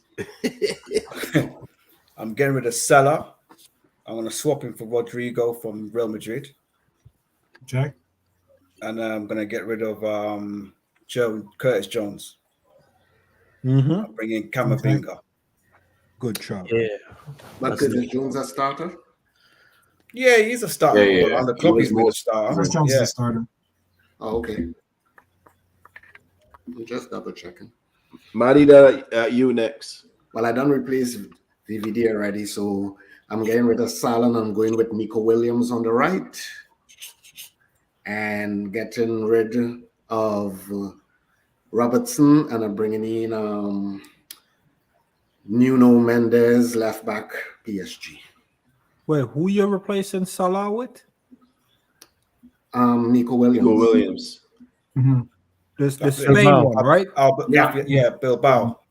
Oh, because I was about to say, there's no way. Not Forest, man. No, not that one. No, we had him already, man. No. I just wanted to clarify. I didn't know if you had an old love affair and rekindle the flame. The Spanish one. No, I know the Spanish. It's Inaki Williams' brother. Yeah. For me, Robertson out, Estupiñán replacing him, and then Diaz out, and they're replacing him with Vinny Jr. Oh,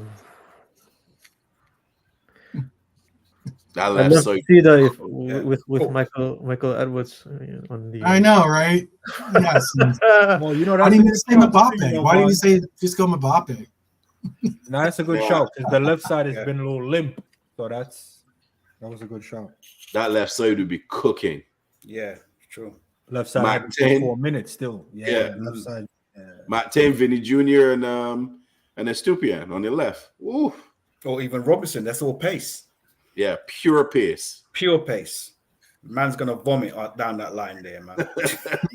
You see man pulling over on the byline, puking the belly out. Like I can't do They're it no gonna need more. it. Not one of them playing defense, pretty much, or at least not up front. You don't want Your your team is friend. not tracking back. No, we don't need that. We just play possession football, man. Bonds, you going for 100% possession? I try to do about 80%. We still got Ali back there. Ali good. You know, it's a fun stats for you with that 80%. You know, Wolves beat City twice, 2-0 with 15 possession. 15% possession. Yeah. Yeah. I know it don't always work, but 8 out of 10 times has worked. A lot of possession, you win in that game. Hands down. Oh man. So Zabiri, you wasn't around. What do you think of the new manager that got announced? Yeah, I had to jump on Kapish twice. First thing first, I'm just the last name. So I'm spreading the word around to let the fans them know. Between us, you know, we can talk about the slot and Mr. Slot and all the slot jokes. And we need to just the honor. The slot it's no one's gonna take us serious. The name. Thank you, Zabiri. Thank you. I said that. I can't say his last name without laughing, but that's what I'm saying. And I don't know the guy, but I want to push his bar not as high as the Man United was pushing the Ten Hag bar to say he's gonna win the league, but we need to get it as high as possible. So when he starts tailoring off, at least he'll have a little bit of cushion. I think he's just a Graham Potter, not level, but I think it's a Graham Potter type of project. We need a guy with no balls, you know, just slots right in. Just slots right in. We can buy some players and sell some players without him even batting an eye. When Mr. Slot walks up to hand in his, you know, starting 11, I think Edwards will tap him and be like, nah, look at this sheet because I signed two man yesterday. I think it's going to be that type of, because that's what was happening to Potter. Potter thought he had an 11, and then man was like, yo, here's 4 more guys. Put 2 of them in there. And Potter's like, all right. So I think that's what he's going to be. He's just going to, if he's winning, I'm here for all the slot jokes. If he's losing, Mr. Arnold. Mm-hmm. See what Crab said? We're about to get slot into first place. If we're winning, that sounds fire. If we're losing, exactly. We're gonna say he's slotted at the bottom. Yep. You know what I'm trying to say? Yeah. So that's how I feel about it. I feel like the name is not great. And Cal said Dutch ain't Dutching. You know what I'm saying? Man's calling him double Dutch in that, bro. Double Dutch. Yeah. Double D's. And then you know what we in America, what we put in the Dutches in that, bro.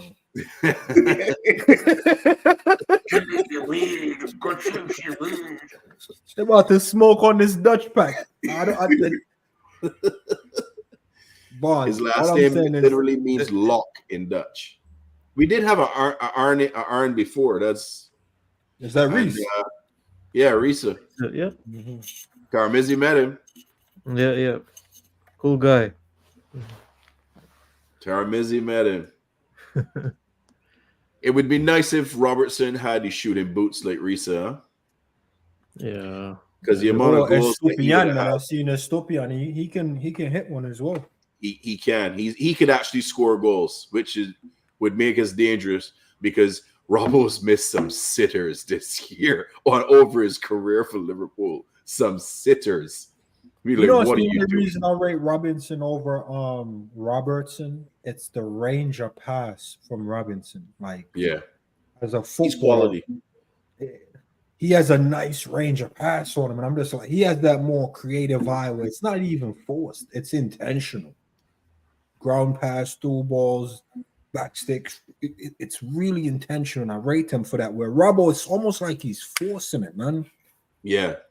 Even Robbo's crossing, which used to be his most dangerous trait, seems to be forced now. Yeah. Trigger, you're on mute, huh? You're on mute, Trigger, just so you know.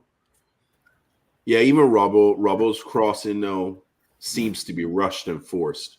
So he's trying He's to do. become a actual crossing merchant. And I think a lot of our players are. Look, so we just like crossing balls into the box, and it's actually not in spots where we can actually do something with it. Are we actually set up for that style of play, you guys think? Because No. I feel like there was never a time we were actually set up for that, and the amount of crosses we put in the box, and we're not even set up for that. Agreed. It's weird.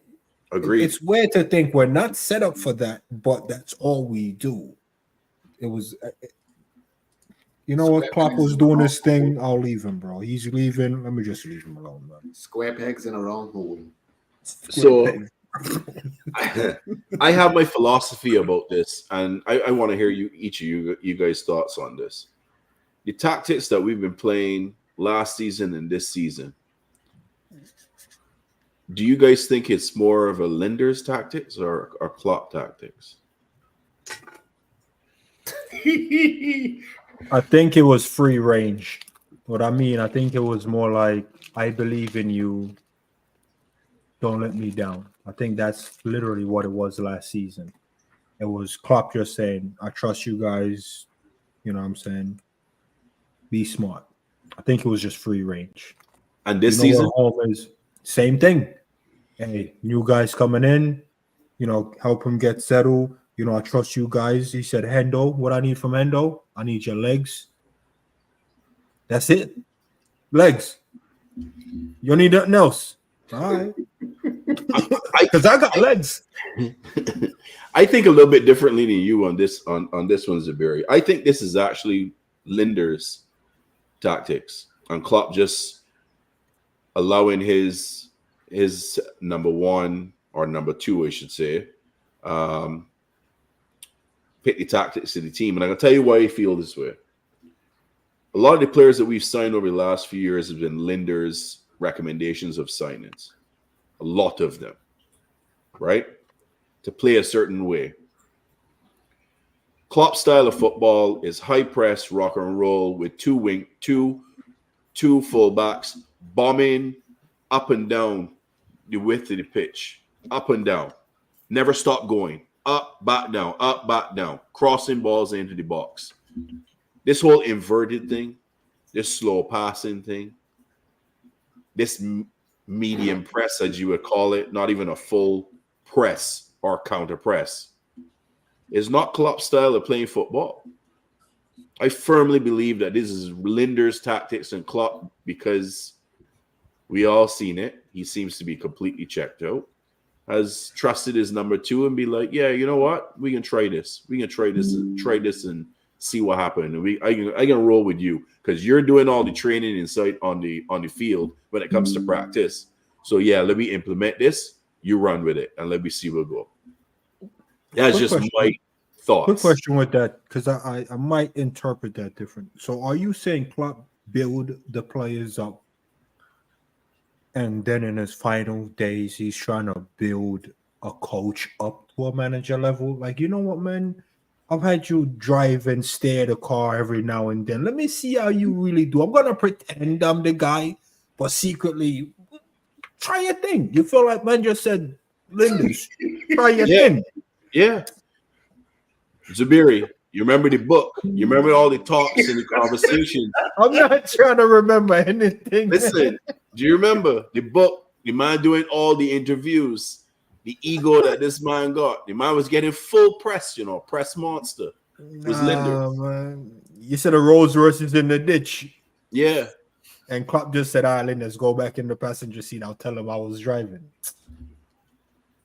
All right, man. All right. Thanks for sharing. Anybody else? Enzo Fernandez is out for the season with hernia surgery lined up. Wonder if that's from a 3 a days. Matty, what do you think, man? You see where I'm coming from, or you think completely different? First and foremost, I've mentioned this before. He would have been fired the day that book released. I with you. he's the only wannabe first team coach or whoever the hell his title is, write a book and have had no success whatsoever from a leader position. So, because I go back to when I said, how come he had issues with the one who they let go, but yeah, right. You had an issue with him because he wanted to do this and he wanted to do that, but then with Linders, and as I say, people just get annoyed, and I don't care. Love Island UK. What? Well, where's this going? Because I don't watch them shows, you know. I don't watch them things It's either. all love, like kumbaya, let's sit around the fire, roast marshmallows and stuff. Right? Because as I said, there was no way after he released that book, he was going to be on my staff. So they go hand in hand together. And for the comment where if Enzo Fernandez was injured in a 3-a-day, one team that doesn't do 3 a days is Man City. That's true. Enzo plays I'm for going to Chelsea. leave that. I'm going to leave. I don't care about Chelsea. Well, I know, but you just brought up Enzo. Enzo plays for Chelsea. He doesn't play for City. Pep does not put his team through rigorous 3 a days the weekend before the season kickoff. That's my comeback to that. They're also going through one of the worst injury periods on their. As I said, you can bring out all the, and as I said, don't take this the wrong way. You can bring out all the analysts and all the stuff that you need to. I am not going to argue. The fact I know. At the end of the day, wait, who's out? Enzo or Endo? Enzo. Chelsea player. Chelsea.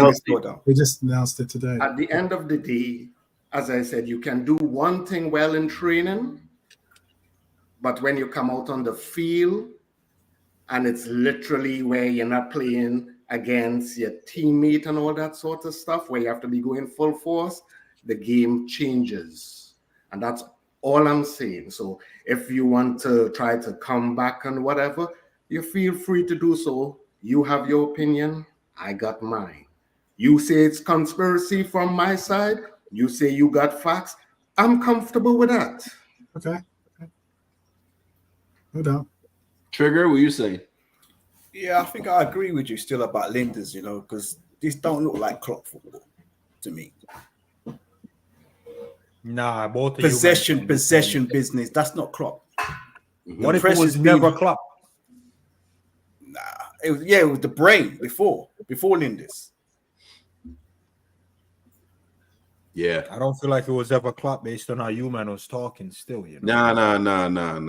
Because after Buvac, after Buvac, there was a massive difference. Thank that you. Could have all been Linders. Thank you. So that's what I'm saying. What you men are saying right now, if I said that, I'm canceled. Bonds, you know. If I said what you just said, bro, I'm done out here. Why? What you just said. Because, bro, it's gonna lead selective straight praise. back to Those are very. saying I mean, that's never very clock. selective praise. Look, you know what? A lot of those we want a lot like the cup wins and such. It's not Klopp that's coaching those teams. Pep coaches those teams. So to even get a chance to even play in those finals has been a major part of that is because of Pep. He's the one that's coaching those teams to those finals. You know, so and and people will say anything they want about Pep and everything else, but I mean, like, one of the major reasons why we were contending for technically 2 quads at one point, at least, you know, has been because of the change that Pep has brought about in some of what Jurgen does with his teams. So you can be critical of him. You can bring up the things that you like to, you know, bring the man down, but I just think it's selective praise when you don't bring up anything. You say, be as bold to say he has no accomplishments. That's a bold statement. Even as a leader, even as a leadership role, that's a very bold statement. Assistant manager is not someone that's just like, kind of like, gets coffee for Jurgen. I mean, he's like, he has a very important role with this team. Okay, can I ask the Colonel something? Nah, man, ask Trigger, man, because Colonel, because you was in the army, right? Does the general have his second in command saying anything when he had the press conference, or he talking to the big chief? Yes, he does. So that's a great question, and here's why it's a great question. When you go to first formation, the first thing before I even salute, the commander, the officer, salutes the first enlisted, and then he turns around and actually salutes everybody else. Anything the unit accomplish, do you know who get praise for that? The commander, the officer. Thank you. The non-commissioned officers and all of the enlisted. And who's the workers? We don't get no praise. Thank you. The only man that get the praise is the man. We didn't even see this guy when we was training. We're doing shooting drills, jumping out of planes. We don't see this guy. This guy don't even do PT in the morning with us. But no, let me get 300. They're gonna say such and such unit had such and such man in there outperforming. And I've never even trained with this guy, and he's getting all the plaudits. Talk about my unit, the same way Pop says my team. It ain't his team, bro. It's Linda's team, man. So I hear your point, but the way Linda's has been moving still, I secretly thought he was the guy and Klopp was never it. But when I said it, Barnes, I said, the man them said I'm chatting shit. So I left that agenda alone. Man said I was smoking trash weed. I even gave up smoking weed. That's what I was saying. That's the last thing I said about Klopp. FYI, that was literally the last thing I said about Klopp. What if it was never Klopp? The man them said, nah, Zabi, you've gone too far now. That's all you man know. That was the last thing I said about Klopp. Tarmizi, what's your thoughts? No, I think Klopp has been the approach that his style of him with the staff, the assistant, and the I can't remember what is it, Peter Kravitz, the one that he brought from Dortmund. They're like they have like more influence, I would say, in terms of the coaching, and I think that has been the same, the power, the influence that these men have, not just Klopp, but I'm talking about Linders and Kravitz. Before that, it was Buvac. Klopp has been more of a he still has things to. He still has the output and the contribution in terms of the in the inside training, whatever you call it. But I think the coaching guys, they've been more influenced. But I'll say Linders and the other guy rather than Klopp, and it has been like that ever since, from the beginning. That's how I see it. 12 man. Yes. Let me hear you. What's your thought? Yeah, the question. What exactly is the question again? Can you repeat the question one more time? It's my feelings is that this style of football we've played over the last few years is not really Klopp's style of football, because Klopp is more rock and roll, high intensity, full press. The fullbacks bombing up and down the wings, up and down. No inverted crap. Ball moves quick. It's just full pressure always. 90 minutes. This slow passing, inverted, all of this other stuff that's happening over the last few seasons. I don't feel this. I think this is more of a Linder's tactics. And then the players that we've signed was all Linder recommendation players. I feel Linders was the one that was actually doing all the tactics for our team over the last few seasons. You agree, or you have a different philosophy, or you think it's cool? I can understand some of the reasoning behind why you would say that. I've said that this is no longer Klopp's version of heavy metal, as you said it, as you called it, right? Yeah. I've also sometimes called it like Dutch rock, but I mean, like, I would go as far as to say that I do appreciate what Linders has brought to this team, because one thing that you do have with the Dutch system is you have players that are multifaceted players in the sense of they can play different positions, they're comfortable and all in different roles and such, right? And then also you're probably going to create a better sense of fluidity amongst that team as well, because you're not like typecast into being so rigid with where the players play. So that philosophy that he brought with him is certainly a little bit different than what you would expect from a Klopp system, as you spoke of earlier. But if you're going to go to a more fluid system, then or try to create a sense of fluidity amongst your team, you're going to have to go more towards a Dutch kind of concept when you bring out a system. And then when you said the thing about what you said about I'm sorry, I just lost my train of thought there.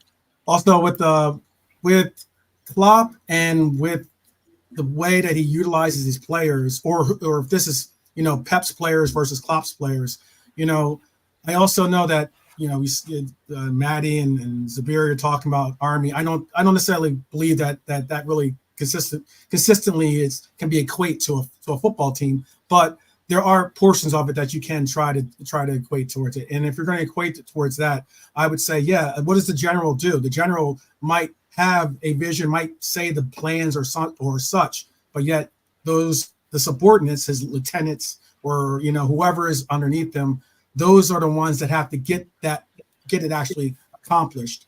They have to train the troops into getting that into, like, the drill sergeants and such, like they have to get the soldiers into the right places and formations that the general in the whole concept has. And no general just comes up with a concept and says, I'm just going to go with it. He has like a room, and he actually brings out an actual form of attack. So I like the fact that Klopp has included Linders more and into his plans, because it's created a more dynamic team for us this year. Fair enough. Big up to LVS NZ. Thank you for the super chat. He says sell Nunes 50 million, Salah 80 to 100, Robbo 35 million, Jones 70. That's 235 million. FSG adds 100 million. That's a 335 million budget. Mm-hmm. Get a 6 right wing, full back, 2 center backs, and a striker. Support striker? Support striker. I guess. Appreciate your super chat. Crowd got a message, a question for Maddie. Were you ever happy at any point of Klopp reign at Liverpool? My name is Maddie. You mad? Yeah.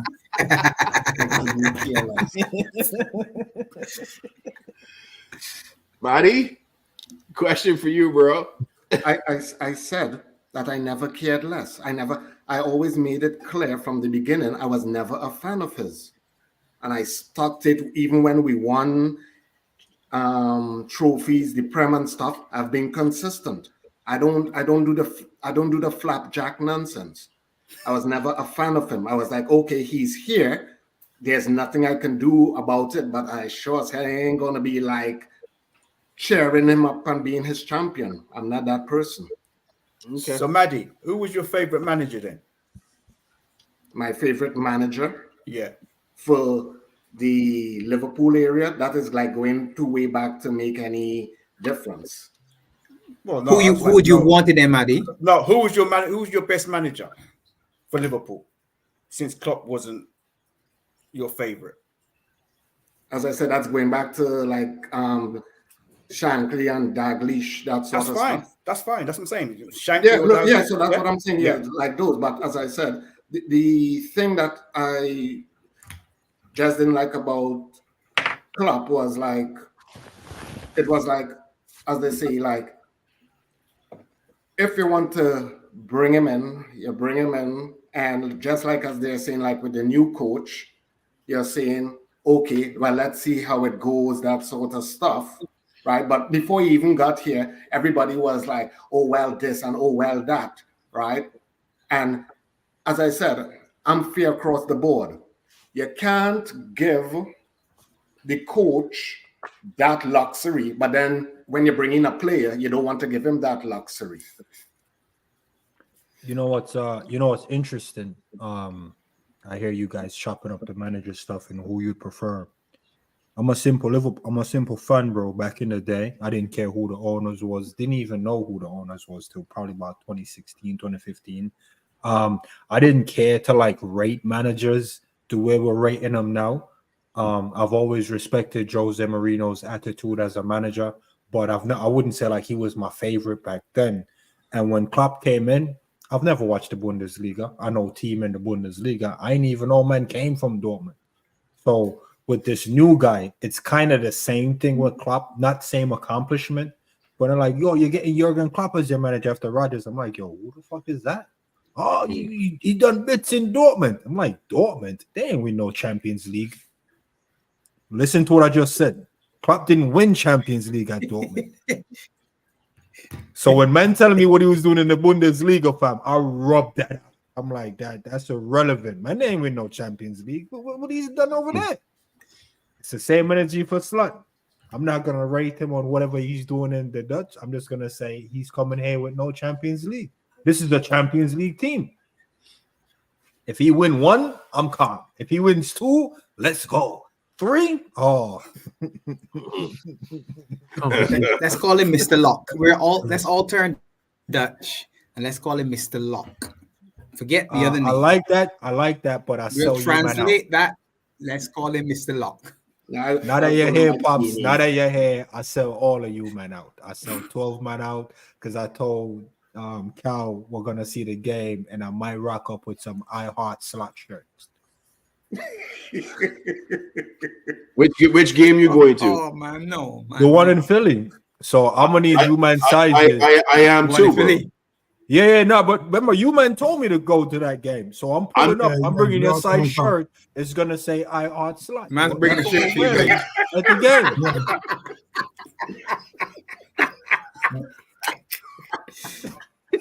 That's mad.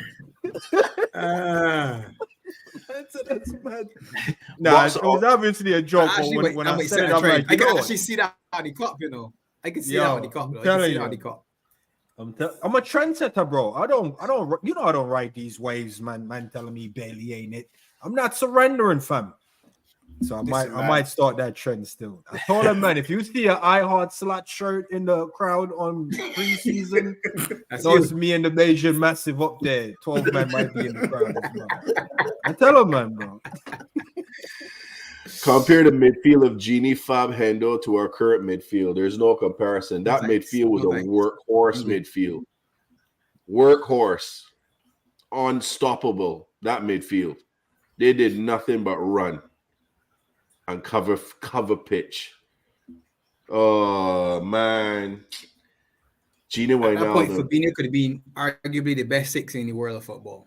Nah, I think he was. Even if it was for one season, he was. Could be, that's what I said. Could be an argument. Agree. Actually, no. You know why it couldn't be? Brazil wasn't using him because Brazil didn't need that from a 6. Doesn't matter. So it was a double pivot with Casemiro and Fred back then, bro. I think Fernandinho was. Repeat what you just said. No. I'm talking about Brazil. No, I agree, but repeat. But that's what I'm saying. You can't say he's the best in the world if the country ain't using him. Nah, but that's just.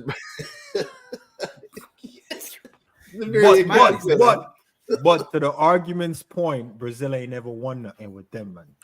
So. It's true. They did not. There we go. They did not. When they decided to pick Richarlison instead of Bobby Firmino the last World Cup, that cost them winning the World Cup. I said it. Crazy. I ain't care who come at me. There's no way Bobby Firmino should have been on that team. You pick Richarlison. They actually gave was it Moniz? There was another guy they gave a run out as well. Vitor Roque, Yeah. Barca, is the Yeah. youth. Yeah, that's that him. Yeah. They gave a weird youth a run out, man. I was like, rah. We'll see what happens in it. Because I heard Endrick might play for the Copa in USA this summer. Okay. Okay. Yeah. Rumor has it. There's a strong inclusion possibility. As you said at Tamizi, that's the next thing I wanted to figure out. Because as much as we just talk about how FIFA is corrupt and all that sort of stuff, how is it that the United States could play Copa, and then the CONCACAF? You tell me. But the other countries and them can't go there. It's an easy answer because look, there's not many countries in South America, so every year South America has an invitation out, and they put someone. So, 1 year Qatar played, I think, or something like that. But Canada is in it as well. Yeah, so like every year, and when you have the Copa, or when you have that tournament, they invite another nation that's obviously not a part of South America, because South America does not have the same number of nations or countries as North America or Africa or Europe or Asia. I think it's South America don't have the same amount has less countries than North America. I think it's whoever hosts the World Cup. The Caribbean does not count as part of America. So in CONCACAF has a lot more countries involved in it, as in like Cuba's involved and Haiti and all the Caribbean islands, like all of them are part of the countries too. You guys are from there, so they are a part of CONCACAF. So when you deal with CONCABOL, though, they have a country that actually they don't have the right number of countries to have a tournament per se. So they invite another country to participate in it. 12. How many teams in the tournament? How many is it? Off top of my let me look it up. 24. So it says 10. Off top of my head, actually. CONMEBOL only has 10 teams. Okay, there's only 10 teams in CONMEBOL. As a box oranges is saying. Right. I think they might even invite 2 then, because they invite 2 to make it 12. It's only like to make it 12, because you can't have 11 teams, So so they invite 2 teams. I just know that like every year they invite countries to participate in their tournament, because they don't have enough countries to be a part of their tournament. Yeah, no, it's a question that people are at times. So 2019 they invited Qatar and Japan. Yeah, exactly. We got box oranges. Guys, quick question. What became of Andre, the man everybody was going crazy for, that was supposed to be our number 6? Crazy. He's still there. He's not even their best still player. there. I was following him for a minute. Yeah, he's still there. Bigger honesty, would you may sell Endo for Douglas Luiz? I'd keep Endo, but bring in Douglas Luiz. Yeah, why would you sell Endo? That wasn't the question. No. See, again, though, addition by subtraction. I just always ask. It's addition by subtraction. I know. I don't understand that. Why we can't add? Why we can't add a player and say, all right, can Endo be a squad player and let's add Douglas Luiz? Yes, 100%. Yeah. It's always addition by subtraction. What about Joelinton? But Pops, you're saying that how since the beginning of time of FSG's era, when have we ever gone with that without getting rid of somebody? When we bought Gakpo, Nunes, Diaz. Yeah, but you released for the Gakpo, Nunes, Diaz. You would have released Origi, Minamino, Minamino. Well, somebody else. Shaqiri. Yeah, Shaqiri was gone long before them, man. But they brought in Diaz and kept Mane. Oh, Mane. We were filling spots then. It was Mane. Sorry, Mane then, right. So you were filling spots. No, but we brought in Diaz, kept Mane. When Mane went, we got Nunes. While Nunes was in, we got Gakpo in the January. Bobby only left but you would have last released window. Origi, Bobby, and Minamino. All them when the front line would have gone. So you'd have just been replenishing. It has never happened, so they get us accustomed to it. But I want that to change. My problem is we say that we're a big team. We had 100 million to spend in the summer, which we didn't get to use for Caicedo or Lavia. 110. That money should still be there, arguably, whatever that number is, right? Good. Why do we need to sell how the extra market's away? So doing. sell Lucho to Barcelona. Sell more, but the market's in problems. PSR has the men nobody spent in January. All of a sudden, wallet shut tight, banks vault shut down, no agency talking to nobody. All of a sudden in January, and everybody you know what happened and starting the calculators. All the economists, accountants, everybody else. Saudi inflate the market, man. Saudi inflate the market. Now the market's trying to recover. Saudi I don't think anyone's going back to Saudi. No, it wasn't Saudi Arabia's fault, though. It wasn't their fault. No, but what I'm saying, that's what happened to the market, man. Look how many players move over there and slowly regret it. It's true. Honestly, love for the 3 months being a member still. Honestly, he's selling Endo is because we also have Stefan Tyler Morton. We don't need 4 DMs. He does have a point there. We do if we're going to go to a pivot. So why don't we sell some of those useless kids, man? We will need a lot of DMs if we go to a pivot. Yeah, but you don't know what Steph or Tyler Morton can do at Liverpool, to be honest. We haven't seen Steph for a year, and he's 6'4" and looks like something that's come out of the lab. So we're hoping that all that holds together and he becomes whoever he's going to be, because we don't know what he is. He started at centre back, he played at 6, he's played as an 8. We don't know what Mr. Locke is going to do. Right back, I think. And played at right back as well, yeah. He has. But he's supposed to be one of the best footballers in the team, they reckon. Just naturally, the fact that he can play at right back, centre back, 6 and 8 says he's mad. But we don't know what he can be. And again, Tyler Morton was good at Hull, but is it levels now? Is Hull a level below if you bring him in? Is he at the level? Is he quick enough? Is he strong enough? Sepp Vandenberg again in the Bundesliga. One of the best, you said, right, Tom? He's still on the books. Yeah. Yes. Yeah. Apparently, you think we bring him back? Oh, yeah. As an I think we should bring him back. I don't know if we are. It matters if they go down.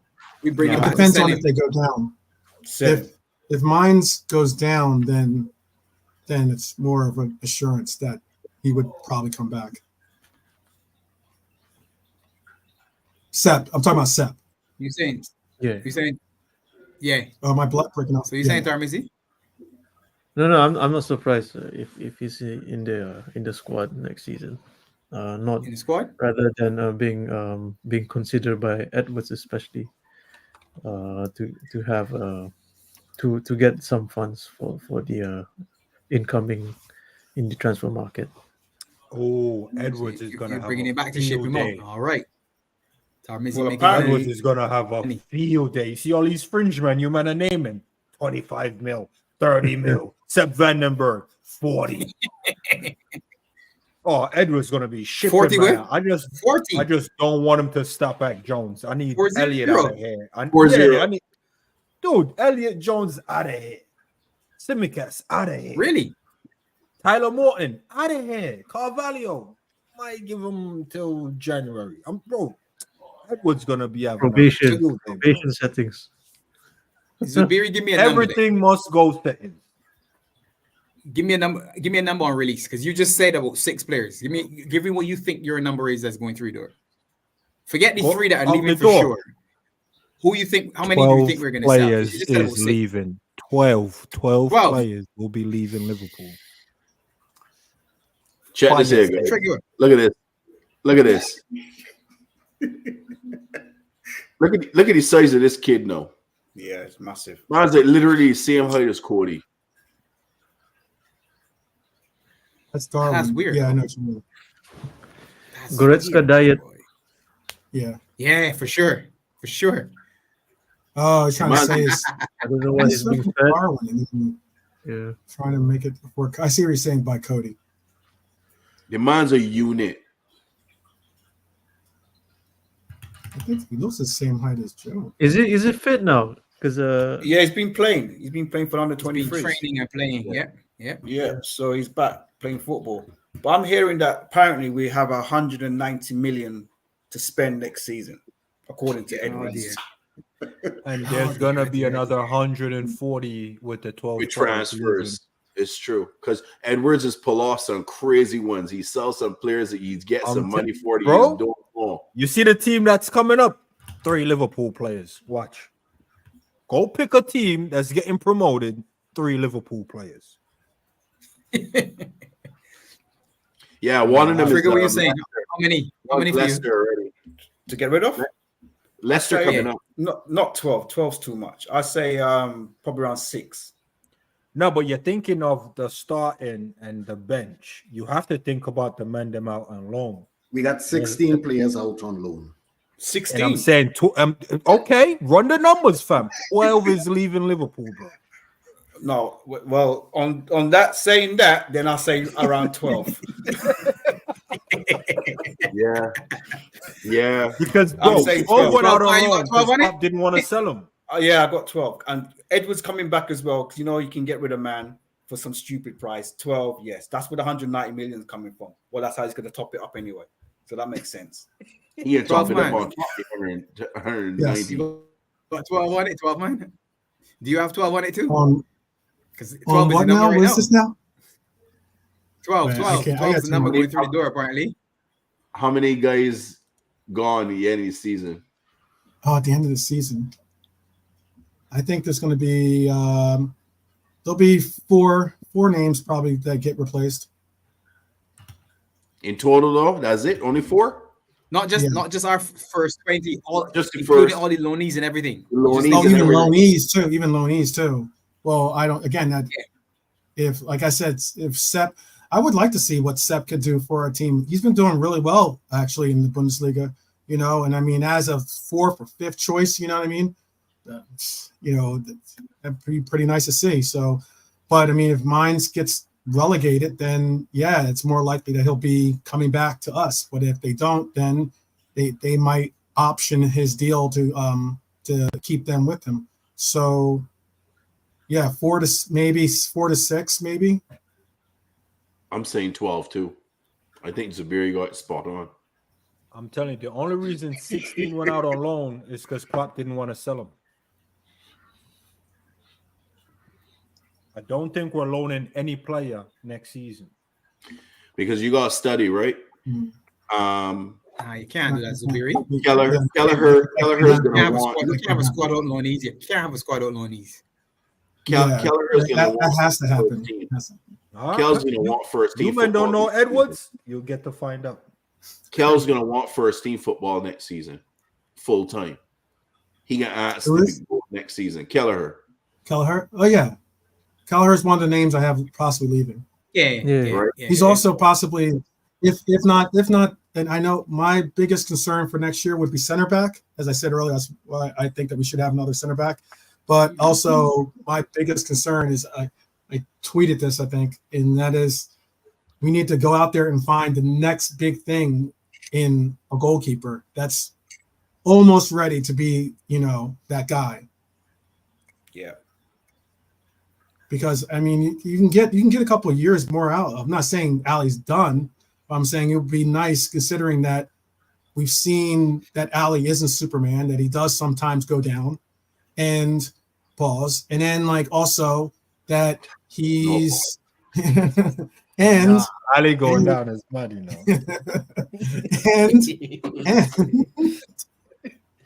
and we see the value of having a quality number 2. As in having a goalkeeper that can hold it down is immense. I know people were all about throwing Adrian under the bus earlier, but yeah, if there was one point when I know Kelleher took a little bit of a knock, and we were all looking at each other like, are we about to see about to see Adrian have to hold down this fort? That's a major, major question. So now we were going to use that for. Yeah, we've been fortunate to have Kelleher as a number 2 for as long as we had him, and we need to find someone that can fit that bill. Joshua Kimmich But 12, to be honest, right? What you usually have is a Ben Foster type number 2. Yeah. Would you take De Gea? Is you take De Gea maybe? Never. I'll take De Gea over Adrian, you know.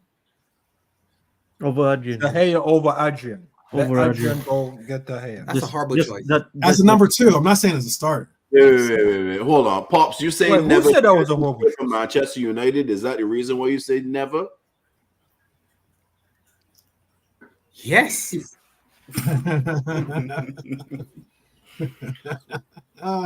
Yo, Pops, yes. you know, Pops. Did I have a reason? Pops, yes. Yesterday's player in today's player. I'm not that man. I'm not that one, Zubiri. I'm not. Man said I'm not that one, you know. No, I'm not that one. I'm not that one. I'm not that Pop one. said, Sorry. you remember in kindergarten when you stole my sandwich? Yeah. You gotta let it go, man. I ain't forgot. I didn't. I've never forgotten you. Yeah, Never. Never. Nope. Here's two goalies.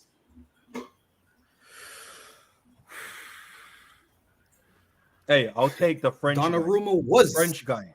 The next best. Donnarumma was, but I don't think he's that Magnan level anymore. Yeah.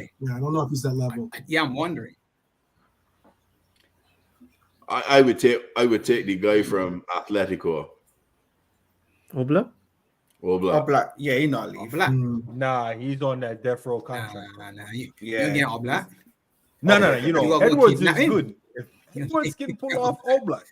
You have to get. If he could pull off Oblak, he might as well get Simeone then. If we could do that, we would have Simeone and not Mr. Locke. Yeah.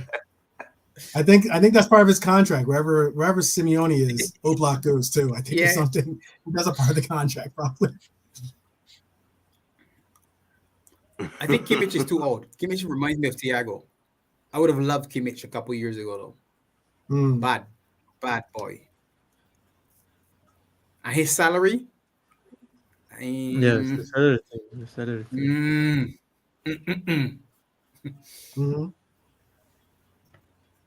Yeah.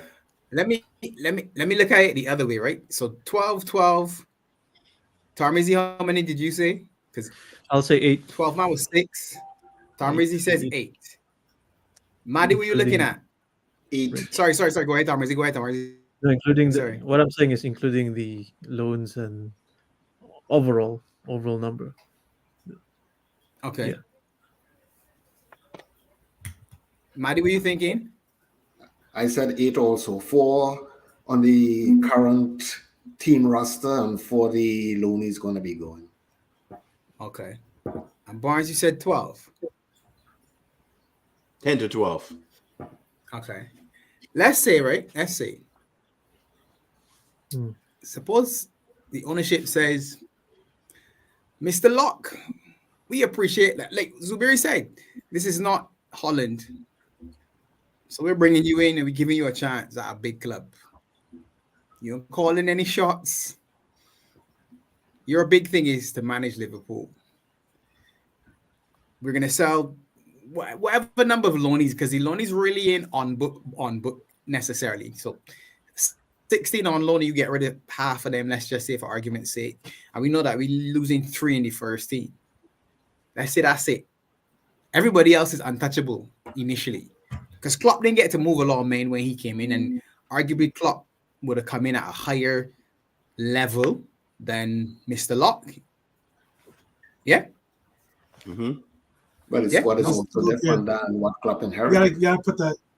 Right, no, that's exactly where I'm going, Maddie, because I'm saying the level of the squad is higher, and the level of the manager is lower. Well, Klopp came in at a higher level of manager with a lower level of team, right?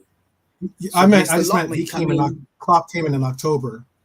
He didn't have a full summer. That's one. Right. But in terms of the status, would you say the team would have been, obviously the team's better now than it was when Klopp joined. And Klopp would have had a higher reputation than Mr. Locke. So maybe Mr. Locke, as Zubiri says, comes in, starts preseason, and then he gets handed a note. Yeah, we just brought You see this guy here? He's coming in from Sweden, and here's this guy from Italy. Let him join preseason training, and let's go win the title next season. And then you get, based on results, you get to sort. I'm going to sell this one and this one. Maybe in January add one or whatever. I don't think that's an extreme, because a lot of people are saying we're going to lose 6 players from the first team.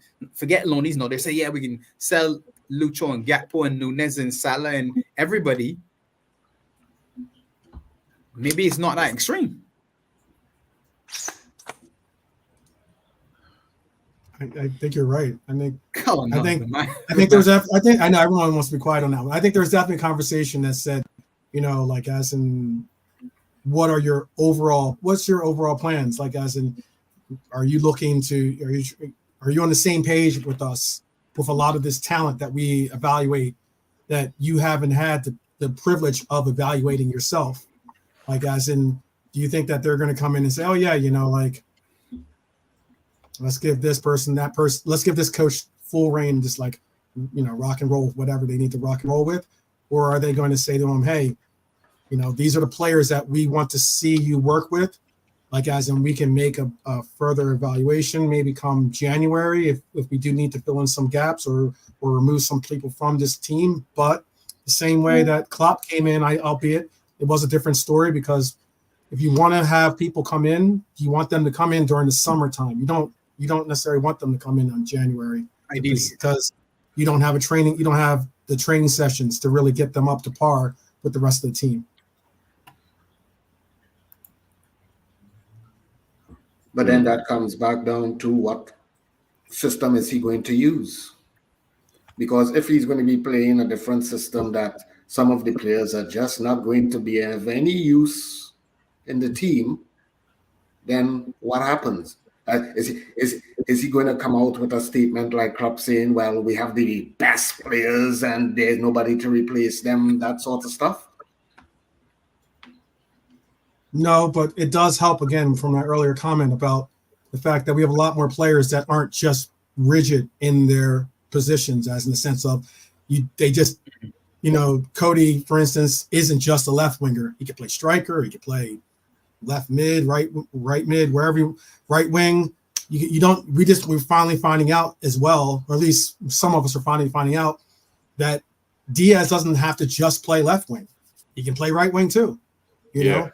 So there's lots of choices. It's a matter of when the coach takes that evaluation of those players, where does he see them best fitting for his formation? I'm optimistic that he'll make the right choices. I about to push out people's, but before I go, Bruno Guimaraes reps in talks to leave Newcastle in summer. Yep. Yeah. City. Not a big Directly secret. from Talk Sport. Whoa. Yeah, that's accurate. Well, Newcastle has to make some moves anyway, because they got FFP issues. So, and that's why a lot of these comments about, I get people are one way or another with FSG, but a lot of times, like, Newcastle's got money to burn. Like, as Newcastle, their owners laugh at the money that City owners have involved with their team. Okay. And yet it's not just wild west when it comes to, these PSR rules. I mean, like, people got to conceptualize. I know it's hard to wrap your brain around, but hey, even Newcastle isn't going to be doing a City measure. So yeah, apparently I heard as well that the hearing for City and their FFP charges is coming up very soon too. Yep, read that today. It's coming in summer. They say dismissed. Yeah. I know. But was the numbers on Bruno G? Was the numbers on Bruno G? They didn't have any numbers. I assume they're gonna want anywhere between 80 to 100 million for him, to be honest. Yeah. He got released. Anybody know? He got release clause? Million. He just signed a new contract. He does have a release clause. What is the release clause? He does have one. 12 months, do you know?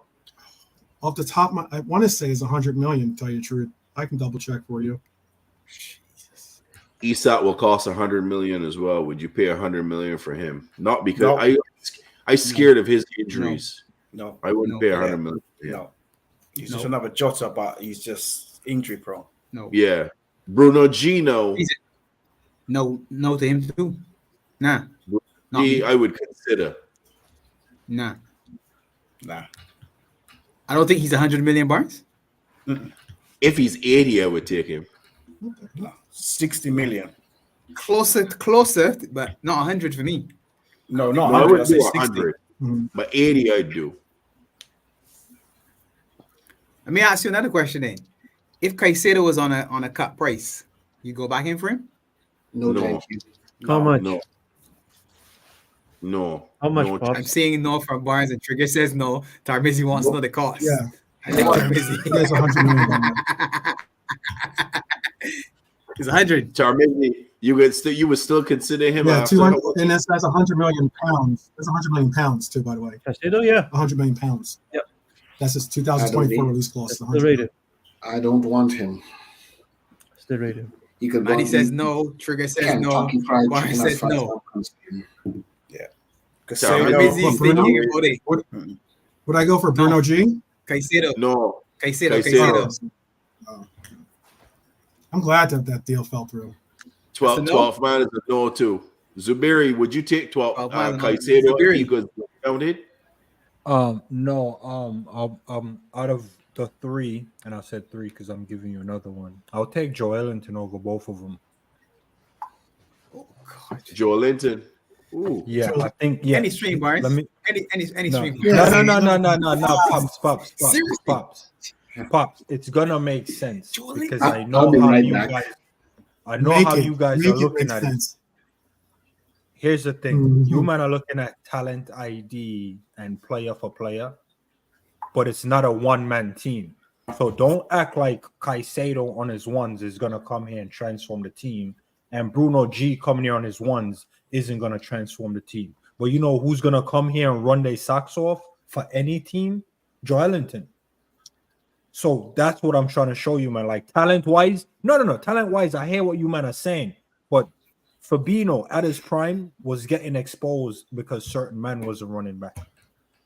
There's no one player that comes into this team and take it to any crazy level.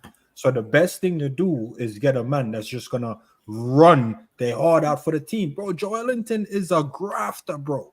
The man's a rugby player, bro. Joelinton is a light-skinned Henderson. That's all he is. That plays rugby, bro. That's what I'm saying. He's a Brazilian rugby player. You see Zabiri's face. Your bum buckler. You're gonna upset me and you're gonna blow up your bum buckler. Pussy. Here's the thing. Everything you men are saying, I want to say you men are trying to diss him, but it's actually giving him more credit. Which player in our team has more fight, grit, and graft than Joelinton right now? I'm not dissing him. I'm saying other than Hendo. Yeah. Other than Hendo. I'm not talking about Henderson. I'm talking about the Hendo with the mouth. Yeah, I'm talking about Wataru. Wataru is the only player that's on Joelinton level, and he has to wear a mouthpiece. Everybody else, bro, is pulling Gum out shield, a bro. I'll bite down the gum shield. Bro, everybody else is jumping out of tackle. Man ain't even running back.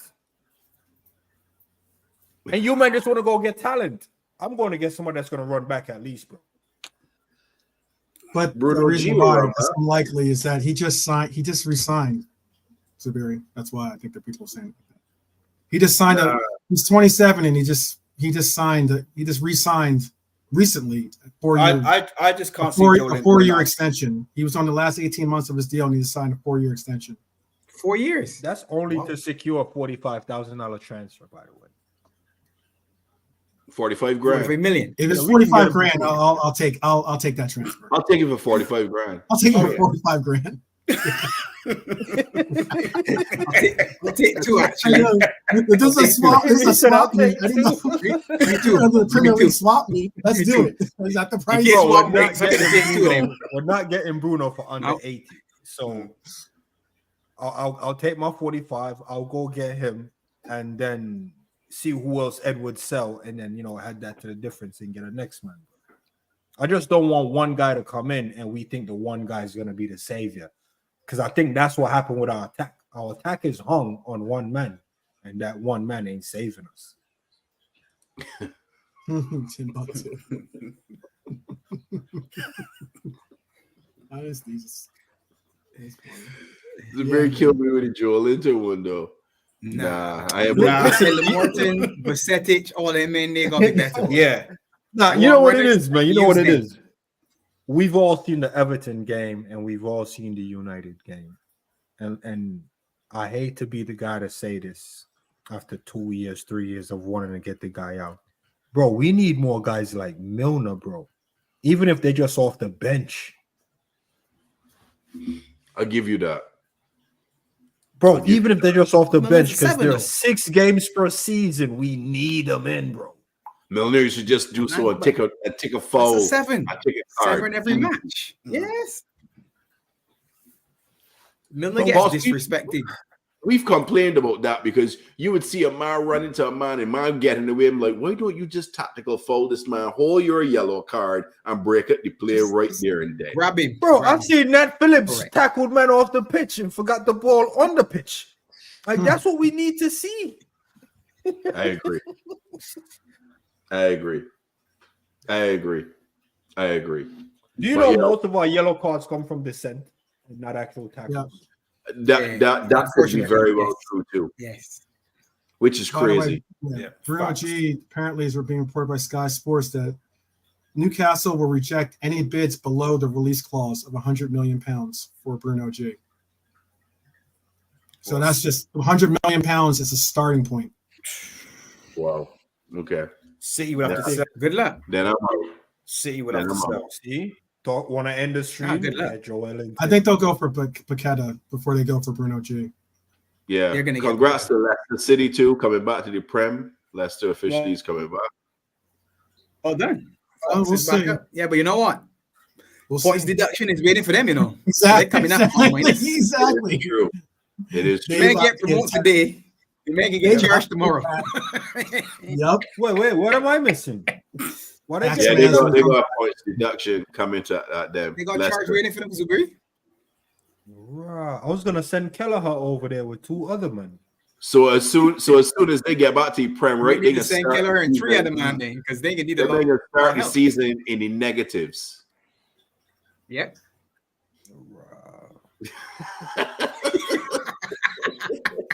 Let me see if it can be Leeds or Leeds and Ipswich. Ipswich, yeah. Ipswich have a better chance. They got 2 games in the hand. Yeah, they do. Yes. I hope it is. Leeds seem like they want the action of the playoffs. Leeds let it say that we want to go to Wembley, so let's do this the hard way. Interesting. Yeah. But fellas, I gotta push out.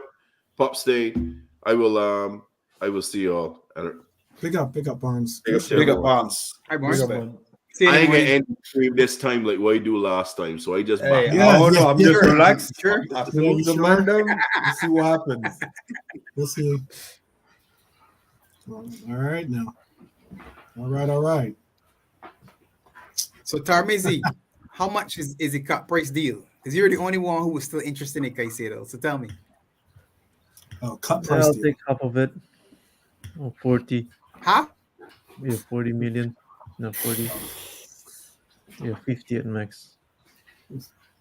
You're not getting a 40 million. You're not getting 40 million. Then that's it. I'm back off.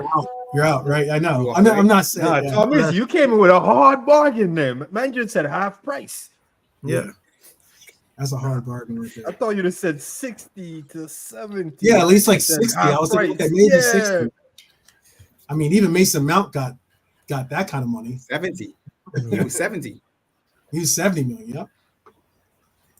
Because sometimes when you look at transfers, some of the names that you think of, and they just even with their not just the talent, but you question and it went how did that deal went through?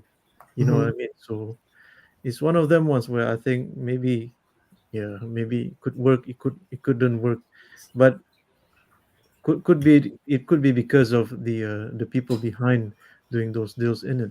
So But I mean, we are talking to John Wick, so he does have different methods than most. I didn't say anything on that. Yeah. Do you think? And what happened don't know. to That's Yusuf tough. Fofana? Honestly, brought up one of the comments because I initially, before the season starts, I was looking at as an option in the DM when we were hunting when we went for like the names of Ducore, Felipe Luis, and those brethren. Yeah, and then now it's just disappeared. He's kind of fallen off too. I mean, yeah, it's like Andre. We were hot on the heels of the Palace guy, and all of a sudden, Ducore. Yeah, Check all of a sudden Ducore, it's not really like. But I think a lot of times too, when it comes to these players, I get when people are like bringing this player, let's see him cook. A lot of times there's other players that know the system, have already orchestrated themselves to be able to play within the system, and because such, you don't have to necessarily have that learning curve that you have to possibly apply to players because of their transfer value or transfer price. Aren't going to get those curves, aren't going to get that leeway to actually learn and everything else. I know that I was listening to you guys on Coppish earlier, and like, hearing that Cal was like 2 years max, 2 years max. And I was sitting there going like, wow, that's a small window you get if you mean that if you got a year to get into this team, you got to hit the ground running. And that second year, if you're not playing, then you're out the door. That's some very cutthroat tactics, because It's actually fair though, 12. That's a lot of games in there though. But why I'm saying that is because if that was the case, then guess what? We should have if we had kept maybe Dominic Solanke, maybe we're not having this problem. But we gave up on him. Whoa! I didn't know you was going there. Wait a minute. Yeah, exactly. No, my point is this: like, as in some of the forwards that people are bringing up, some of the forwards that they're bringing up, Watkins, Solanke, those kinds of names, they're bringing them up, but they're not the same age. So they were allowed to develop. They're allowed to get to that stage in their careers where they have the knowledge and the football IQ and all the different components to really make it work on the pitch. But they're now getting compared to a 24-year-old or however. Is the premise from youth players or buying? I'm talking about premise of. I'm talking about. I was talking about like premise of like the 1 to 2 year window time, and also But I'm saying, are you talking like players between, let's say, 18 and 22 only getting 2 years? No. I would say more so the transfers that we're talking about bringing in. Those not necessarily. Now, what Carl was saying, Zuberi, was 22 and over. Yeah, is a 2 year time frame window. 2 year window. So if you're not good by 24, you're out. Did we have a buyback clause for Solanke when we? That's rough. That's real rough, and that's why I brought up Solanke. I'll probably move that 22-year-old to 24. 22 is. Now that's tough. That's why I brought that name up. That's why. Yeah. 24. If it depends when you start. Look at it like 24. Yeah. What? If you're good at 16, because there's some that are in first team at 16 to 22, that's 6 years. You've already had 6 years of experience. That additional 2 years, that means that's 8 years you've been a professional. So to me, it depends on when you begin. 22 to 24 is difficult if you jump in at 20. Yo, we can't measure every footballer like Milner, bro. Milner is an animal, fam. Like I know. Milner, they don't bang till 24. Fowler, Owen, those star players. Yeah, but they don't bang till 24. I swear, Rooney knees went when he was 26. Because he was in at 16 and he was built like a boxer, not a footballer. Nothing about Rooney looked like someone should have been playing football. He looked like a bruiser. All his like career. Joelinton, let's not pretend Joelinton was banging as well. Joelinton hasn't been banging all his time. Joelinton recently starts banging. And then Watkins. He was a striker, remember? Yeah, but like that, to my point, some men, they don't bang till 24. That's what I'm trying to get across. Sometimes, like, it takes a little bit longer for players to develop not only into their bodies sometimes, but also into their own form and their own understanding of the game. And I know sometimes it's like a stock. You got to think of what blue chip stocks are really worth keeping, or which ones are worth selling. Oh, I know. Here's a good penny stock for you. 12, man. You got men doing insider trading on you, right? So you're on the market trying Yeah. to stay fair. You got man at insider trading. Nah, but really and truly, that's what it is. Everything that we see now, to me, is a reaction to the 115. That's what it is. Because they've done what they've done and they've set the bar at a different level. No, you don't have an opportunity for a man to say, well, yeah, he gets a year to bed in or whatever. You transfer a man and he's a flop after 2 matches. Yeah, he's a flop. He's a failure. He's a dud. He's right. You said to yourself, this never, especially a man coming to England. It was always, man coming in, he gets a season. Forget it. He's new to the league. Maybe he doesn't speak the language. He doesn't like the food, all that stuff. No, 100 million. Now you got bang immediately. You're 20, you got bang. You're 22, you got bang. The rules have moved because Pep's set a benchmark of 90 plus points. And fans are going mad. We drew to Chelsea at the beginning of the season. Some may say, season done already. We draw a first game, we can't win nothing. Head gone, a draw. It's the same with the players. You watch a man for 10 minutes, he's rubbish. Sell him, buy another one, sell him. Solanke was rubbish when he was with us, remember? Worst thing alive. Just go back and look at tweets and man, comments. I think you're kicking too far, man. He wasn't the worst thing, man. I mean, he wasn't. No. I'm not. No, listen, Zubiri. I'm not saying he was the worst. I'm just saying what was said about him, because he wasn't Robbie Fowler, or he wasn't Fernando Torres, or he wasn't Suarez. The legacy that we have, Klopp said this as well. The legacy we have, the history we have, is a backpack that we carry, especially older fans. You carry the backpack because you remember how good it was. That burden then falls on the new man when he grabs the number 8 and the number 9 and the number 7, and you say, yeah, he's not worthy. He's not. And you start to call whoever is your man. Steven Gerrard, Robbie Fowler, Ian Rush, King Kenny, Suarez, whoever it is, El Nino. Too big, too soon. And that expectation on Gog was no good. I actually heard somebody say they'd prefer Angog right now to Nunes. Gog was rubbish. Everybody said rubbish. He should never play for Liverpool. But I heard someone say they'd take him over Nunes. That, man. Pops, you know what it is. You know, sometimes you think you hear something. You know where you hear that, bro. No. Yeah, but social media is a big contribute to this. Yeah, with all these players. Because obviously social us right now. Us right now. Players are on social media and they see all this. So it's even more pressure. Yes, they do. Man telling me they want Benteke back. Who? It's really interesting what's going to happen. Bro, if you're asking for Ngog, you're definitely asking for Benteke. Big up to Benteke. Let's not kid out. Somebody also said that. It was like a history. It was a history report. Who was better than Nunes? Oh, Benteke was better. And I was like, revisionist. I said, but this is revisionist history. Why are we doing this? Do you like Nunes? No. Okay, well, just say that. Say you don't like Nunes and you don't think he's any good. Just say that. Just say it. There's nothing wrong with that. He wasn't the one I wanted. Because we do this, especially social media. We do this, I have to be right thing. So we bought Nunes. Yeah, he's rubbish. And that's the hill you're going to die on. Scores a hat trick, he's still rubbish because he should have scored 6. Scores 10, he should have scored 20. Because you're dying on the hill. No, he hasn't scored. See what I told you? I told you, Zubir, at the beginning of the season. And that's what we want. Everybody wants to be the man that told you something on whatever. I told you we were going to buy this man. I told you we were going to sell this man. I told you it was Amarin. I told you it was Alonso. No one told you it was Mr. Locke. But everybody knows something. It's crazy. But that's and all of that then goes to players. Yeah, but that's what we're here for, though, is to give our opinion, right or wrong. And like we're all here on the panel now. You know, 12 has his theory.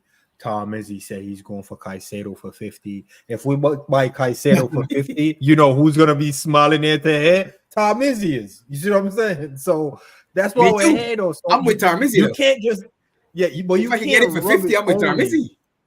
Yeah, but you can't just rub those opinions in a negative light because that's why we're here, Pops. You see what I'm trying to say? Yeah. Because I guarantee you, after the last time we spoke, if your boy was lighting up the net the way he should have, you'd have come back and like, yo, Zabiri, you're still on the madness you were saying. and vice versa. So that's kind of the culture. It wouldn't be any if different. Salah was banging 6-4 or 6-2, you'd have been like, I don't know why man doubt this man. You see what I'm trying to say? But he hasn't. Then I can come back and say, Pops, your boy ain't firing. So with the Ngog thing, all I'm saying is when a man said Ngog over Nunes, all you can say is agree or disagree. All you can say is agree or disagree. There is another name out there. But I just smiled at the fact that he went to Ngog.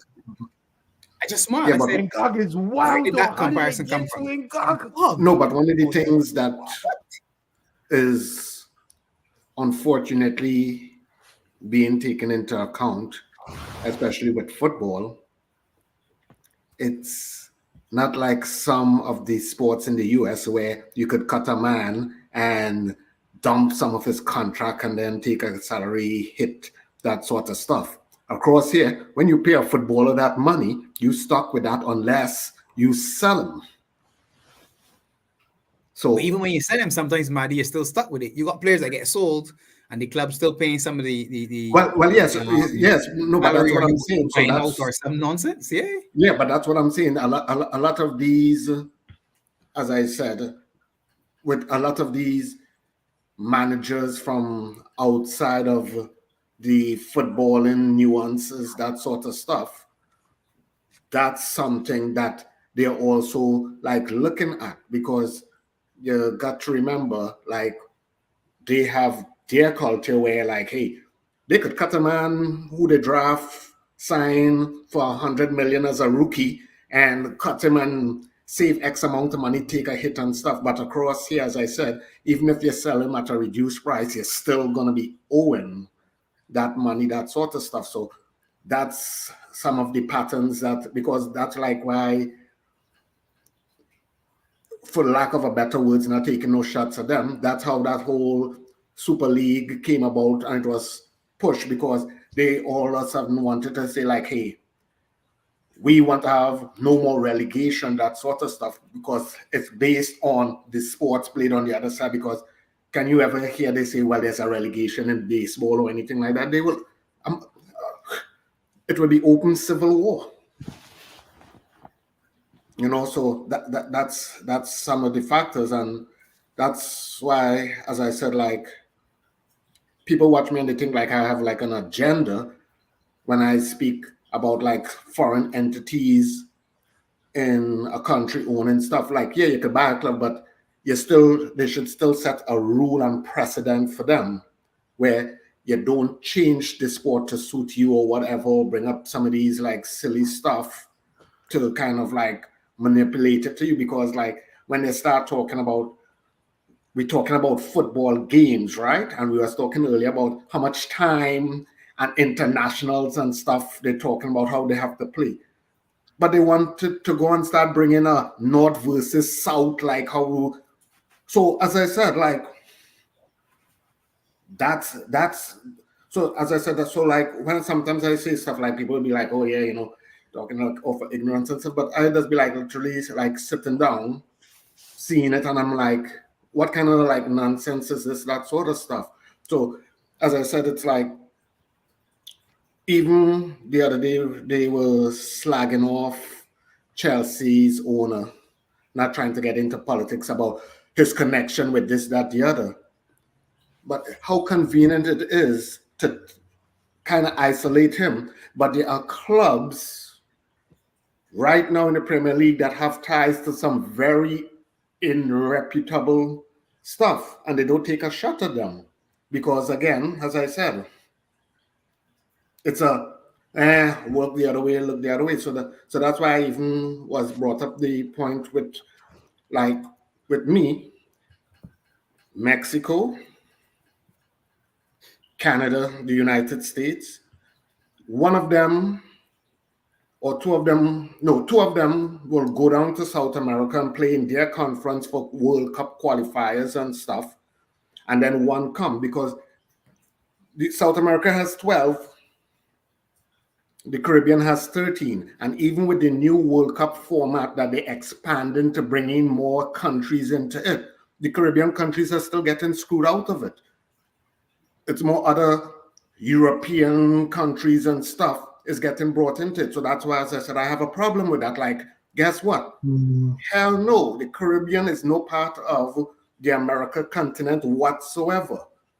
So y'all go figure that out all by yourselves and leave CONCACAF, because you have countries like Grenada, St. Kitts, and all these other smaller countries. They would never have that chance to see a World Cup. So that's what I said. It's like kind of a, 1 minute they want to say, oh yeah, FIFA bias and they favor Man City and the Arabs and stuff, but then at the same time, other countries get screwed out of it too. You don't hear nobody kicking up a fuss about it. I know, I understand your I won't say bias, but your preference, because you're talking about your homeland. But look, a lot of those Caribbean islands, if they were to participate with South America, then they would not even come close to having a sniff of getting into the World Cup. But that's what I said. Offense. I said Caribbean islands play in their own group. But if anything, if you want to get even remotely close to it, then you'd have to lump them in with Australia and their conference. Okay. And they only get, I think, 2, So, if you want to go and try to beat out New Zealand and Australia and Fiji and those countries, have at it. But realistically, no, that's not the issue, 12. That's a great point, and it could be true. But the reason we'll never know is the money doesn't allow for that type of infrastructure. Exactly. So no, wait, hold on. The reason why it doesn't allow for that infrastructure is because I don't know if you've been to a game in those countries, like for the international games, but they don't have the infrastructure in their own countries for a lot of what we're talking about. So like that's you can't host a game. We're just talking about VAR and all that kind of stuff, and some of the stadiums here. Because the Caribbean could host a World Cup. They just hold it in no. Because the World Cup Caribbean can never host a World Cup. Guys, the point I'm trying to say, 12. Your original point holds weight. The point I'm bringing, like I said, my aunt worked at the FA, which is with FIFA. The FA piece of FIFA, they have that in all the Caribbean countries, and they have an office in all 14 parishes in Jamaica. My aunt was the one for a specific parish, right? I've gone to all the international games, bro. The national stadium is what the national stadium is. The FIFA money is a worldwide pool of money. It's not Jamaica FIFA has their own money. It's a worldwide money. So it would be on the FIFA to develop the FIFA infrastructure in these countries. Exactly. I'm not saying the Caribbean countries or disenfranchised and FIFA turn a blind. Bro, I've lived in even Antigua. And they want to have a football team, and they want to start up a FIFA office and stuff like that. But they're not getting any money. It's like the government not giving New Jersey aid or New York aid. So what I'm trying to say is, 12. They do get money for CONCACAF, though. No. You're talking about something separate. I'm talking about FIFA. Like FIFA is a part of CONCACAF is a part of FIFA. Right, but what I'm trying to say is that is what the only thing FIFA give those countries. They don't give them anything more to make them bigger than what they are. Does that make sense? Because for the Jamaica to say, oh, we're going to build this massive stadium in hopes that the World Cup come here, and for Antigua to do the same, where's that money coming from? Exactly. No, but because there's other reasons. So what FIFA is doing, they're building up other countries. The whole reason why USA got in '94, I believe it was, when we got our World Cup, we had the infrastructure to host the World Cup. Obviously, we hosted the Olympics. You're not going to have the Olympics in Jamaica. You're not going to have the Olympics in Barbados. Okay, but the reason why is because you're going to be able to host. You got to be able to host an event that you can host a worldwide audience for. No, so but to Matt's point, they're bringing in countries before the Caribbean. What's that? Matt's point is they're bringing in smaller. You're talking about U.S. It's not about Jamaica to U.S. It's Jamaica to the European countries. Well, I was going to say there is like the situation, for instance, when the World Cup was held in Japan. There's a reason why it was also held in Korea as well, and they had a joint situation because like you can't host you probably could not host a World Cup adequately in Japan. Even though what I was getting at about America, and the only reason I was bringing up America is because the reason why we got a World Cup is because we told FIFA we would create the MLS. And they helped build that and fund it because they wanted professional football here in America. That was a big selling point when it came to us getting the World Cup in America. Without the MLS, if we said no, we don't have the structure, we're not going to put any effort into it, World Cup would have never been here. Yeah, but it's tough to sell for the Caribbean as well. Might admit to the counterpoint of what you're saying. If all the Caribbean islands come together and create their own league, it would be the most expensive league in the world because to get to a game, you literally cannot drive. You have to fly. Yeah. Who's paying for them flights? Who's paying for them hotels? Every week you're flying in the Caribbean. It'll be fire but again, I never said hosts. I never said hosts. No, Mighty Man. The 12th point, you have to have a league there. So imagine if there's a Caribbean league, right? Bro, every game you're going to, you'd have to be flying. There's no boat ride from Jamaica to Antigua. Do you know how long that is? Right. Bro, Jamaica to Cayman is 45 minutes. Jamaica to like Barbados is 3 hours. That point. What you all are saying. What I am saying is that the Caribbean countries don't get a chance to compete on anything football-wise for themselves to say, well, okay, well, this is the champion of the Caribbean, whether it's Jamaica, Antigua, or whoever the case may be. And that's why I'm saying it's kind of unfair because the Caribbean would, you know for a fact, every Caribbean island get told that, hey, when it comes to World Cup qualifiers, we can have to compete to see who goes to the World Cup because Trinidad made it to the World Cup at one point in time. In Germany, they had a time, they didn't win much matches, but they had that opportunity to get there, right? And if they want to say, well, okay, fine, they can't do it within the Caribbean. Just like how it has the West Indies cricket team and stuff where all the countries come together and players make a team to go forward. Why are the Caribbean countries being locked out on it on the world stage? Because as I said, even with the expansion of how many teams that is going to be into the World Cup, the Caribbean countries and them are still not going to have a chance of it. And that's all I'm saying. If it's good for the goose, it must be good for the gander. You can't leave out one because, okay, well, this, that, the logistics and stuff. Because, as I said, just now they're talking about the World Cup going to be played with 2 or 3 or 4 hosts and stuff where people are going to be traveling over the Pacific or the Atlantic, no matter which way you come from, that sort of stuff. And all I'm saying is, hey, why can't the Caribbean have something of I know what you their said, own? man. It's blame it on the Bermuda Triangle, bro, because Mexico and Central America is part of the Caribbean and certain countries in South America. No, but they are not counted as part of America because if you look at it geographically, it does not say that they are part of the Caribbean. No, they are part of the Caribbean. The Caribbean is every country that's touched by the Caribbean Sea. They are touched by the Caribbean Sea.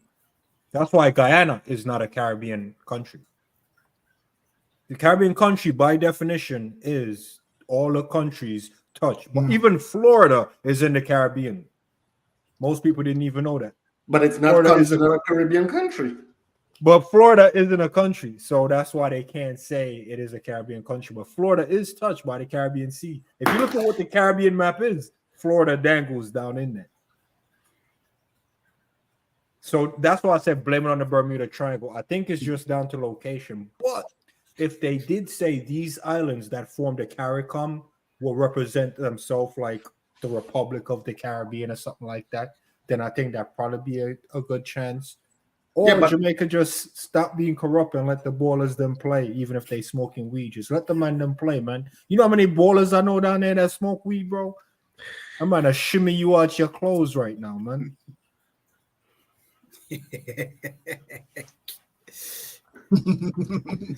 Tarmizi, before you jump, what you got to say? Other than Caicedo for 50 million. Yeah, I did really drop the bomb, especially Trent as well. Just blessed to be in the stream. I know it's late here for me. It just came to UK for those of you guys who didn't know. I was actually planning to watch the West Ham game tomorrow, which is actually today at 12:30 lunch kickoff. But I opted out because. Oh, well, lucky you. So where you staying in London? Wait, in England? what do you mean you opted out of watching the He's game? at the Continental. He's at. I'm in the Continental, by the way. I'm waiting for the story. The Continental. But you I'm opted in out. London I'm now. waiting for the LDN. What's the story? Mizzy, don't That's tell the me big you story. got some fire things you're about to chop, you know. Hey, don't put your business out there. I know your business. I was actually because I got an offer. So the ticket was behind the goal, but it's still mad. The pricing is mad, like 550 pounds. Yeah. Still mad. Numbers, And the numbers, if we lose, if we lose, anyhow, yeah. I'm not gonna say anything. Let's just say John Wick's gonna go all out. Yeah, man. All I have to say, John Wick 5. Yeah, no, man. Hey, but there's no violence in the Continental. Remember that. There's no violence in the Continental. You can't be starting things since you're staying at the Continental. No, you can't be causing trouble there. John Wick's level is different. There's the violence, and then the John Wick's level violence is different. Okay. That's what I'm trying to put out. But no, man, all good. Yeah, I'm at Trigger TV. I'm around the West London. Oh, you're West London. Okay. Yeah. I'm originally Northwest London. I live Wembley. That's where I'm from originally. Yeah, Wembley. Yeah, I know. You know what, these UK men too many backgrounds, you know. I'm somewhere. What's that, Colonel? Long, you know.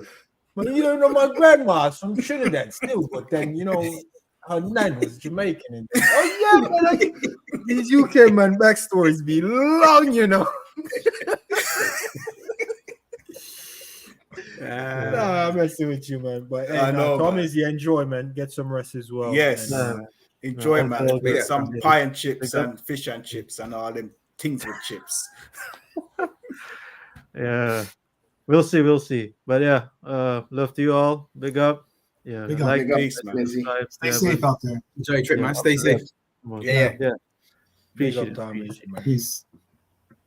Big up. So you guys confident in tomorrow? it has to be a page turn. Surely it can't be. You know them pages that you're trying to turn, but the only thing that turn is the corner.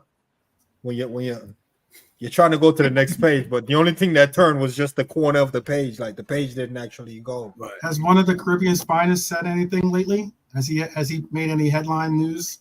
Has he been on any podcasts talking about Antonio? Oh, Antonio. Yeah.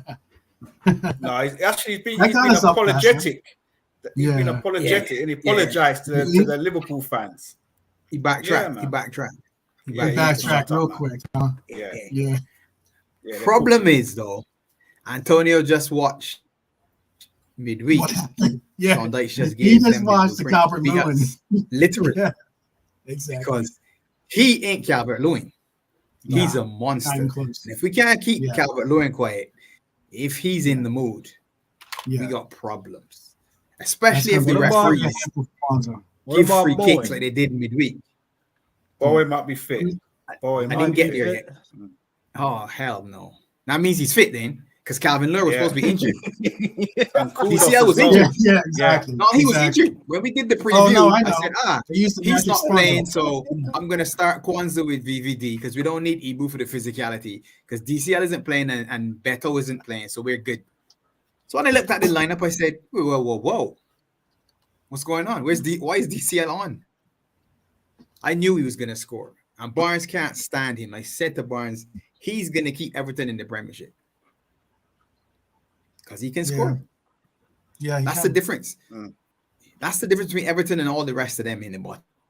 Technically, DCL is going to get you 10 on the season. 10 on the season, and that's going to be enough to give them enough wins to get, even with the deduction, even with the 10-point deduction, he was going to do enough. Do you know how symbolic that is? Our rivals got a 10-point deduction. If there was ever a season we need to just slap these men and get them relegated. Yep. I think it was more in the cards the other way, to tell you the truth. Now looking at it, look at who's beaten us this year. Who's been what teams have been basically, I think, our Achilles heel or our biggest thorn in our foot. United, Man United and Everton. Man United and Everton. No. Everton. Man United 100, bro. That man came to Liverpool and did not play football. No, he didn't. 3 games, 100 shots, no wins. If I said that to you as a stat at the beginning of the season, Liverpool will play 3 games, have 100 shots, and not win any of them games, you say, "Pop, shut up. You're mad. You're mad." And after playing Man United, we dipped. When we lost in the FA Cup, we just went down. Yeah, facts. Zubir, you said turn the page, right? I've been trying to turn it since Atalanta. Nah, sometimes you gotta lick your thumb, man, or whatever. Yeah, no, I did that against Palace and it didn't work.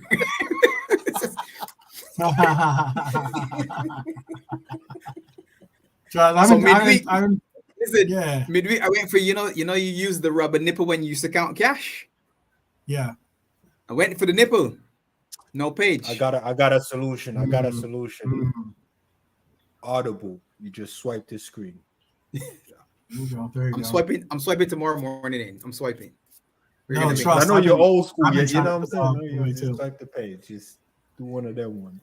And if that don't work, man, hey, listen, just get the Audible, the audio one, and just listen to it, man. Just headphones. Yeah, just headphones. Close your eyes and hope you hear Hansala. If you don't hear that, bro. No, and anyone, Zubiri. And Becca, anybody, just anyone at this point. No, it's true. It's been a weird year, though. Yeah. It's been a weird year. That's all. Weird is it wasn't even a weird year. I think it's a weird 2024. We've scored the most in Europe. In all teams, scored the most in Europe. Yeah.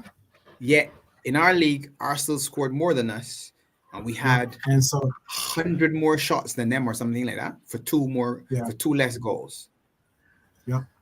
I got the jet, fellas. 22. I got a call to go on. You go on, Maddie? Yeah, I got a response to go on, so I'll check you guys later. Everybody have a good night. Take care. Guidance to everybody. All love. Yep, take it easy, 12. And you know it ain't nothing personal. Yeah, I know. That's what I'm saying. It's all love. It's all love. Yep, always. Bless up. Always. Bless up. Bless up, Maddie. Big up, Maddie. 22 times we've hit the frame. 22. Yeah. Yeah. Add half of them. Just 10. Add 10 goals. Yeah. How many more points do you think that is? The league might be done. Weird. Yeah. So what do you reckon tomorrow? We're not even gonna, but yeah, if it comes down to goal differential, we're screwed either way. I saw that. Nah, it's not gonna do. We're at 40. We're at plus 41 goal differential. We have 75 goals scored, 34 goals against. City have 80 goals against, 32, and then 82 and 30. That's the page refresh. 32 for Arsenal. For Arsenal. So we're not catching. I mean, there's no. In the year 2024, 4, I think. Yeah. 2024. Yeah. No, it goes, but go on, Trigger. Yeah, before I go, I do want to just tidy up on one quick. No worries. Go ahead. Go, Trigger.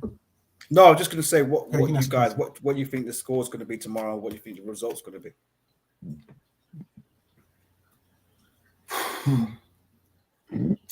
I got 3-1. I think it's going to be 3-2. Bowen brace. 3-2 we win, but Salah doesn't score, and Bowen equals the same amount of Prem goals as Salah with no penalty. And to Pop's point, I can finally tell some Liverpool fans, I said it when I said it.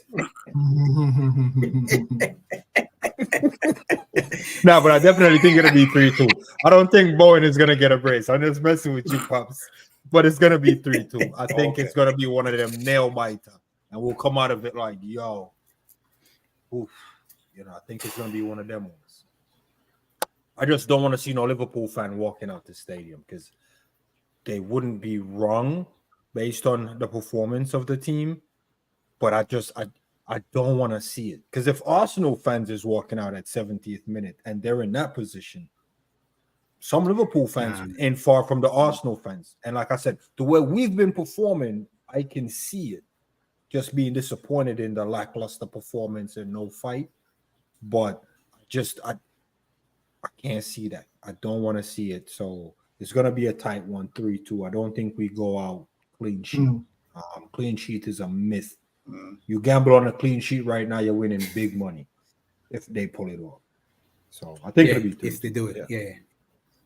It helps having Ali in goal. That's the only gamble is that you can have Ali play on his head and just basically, the one or two good opportunities that they get, he makes wonder saves, and that gets us our clean sheet.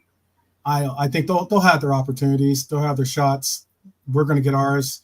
One noticeable stat that I've been peeping, at least from my perspective, is that for quite some time we've been getting closer into like the 20s, if not 30s, 30 shots or some around there in that range, 20 to 30 shots, let's say. It's been concerning when still we're not really getting 50% of those shots really on goal, but still the same.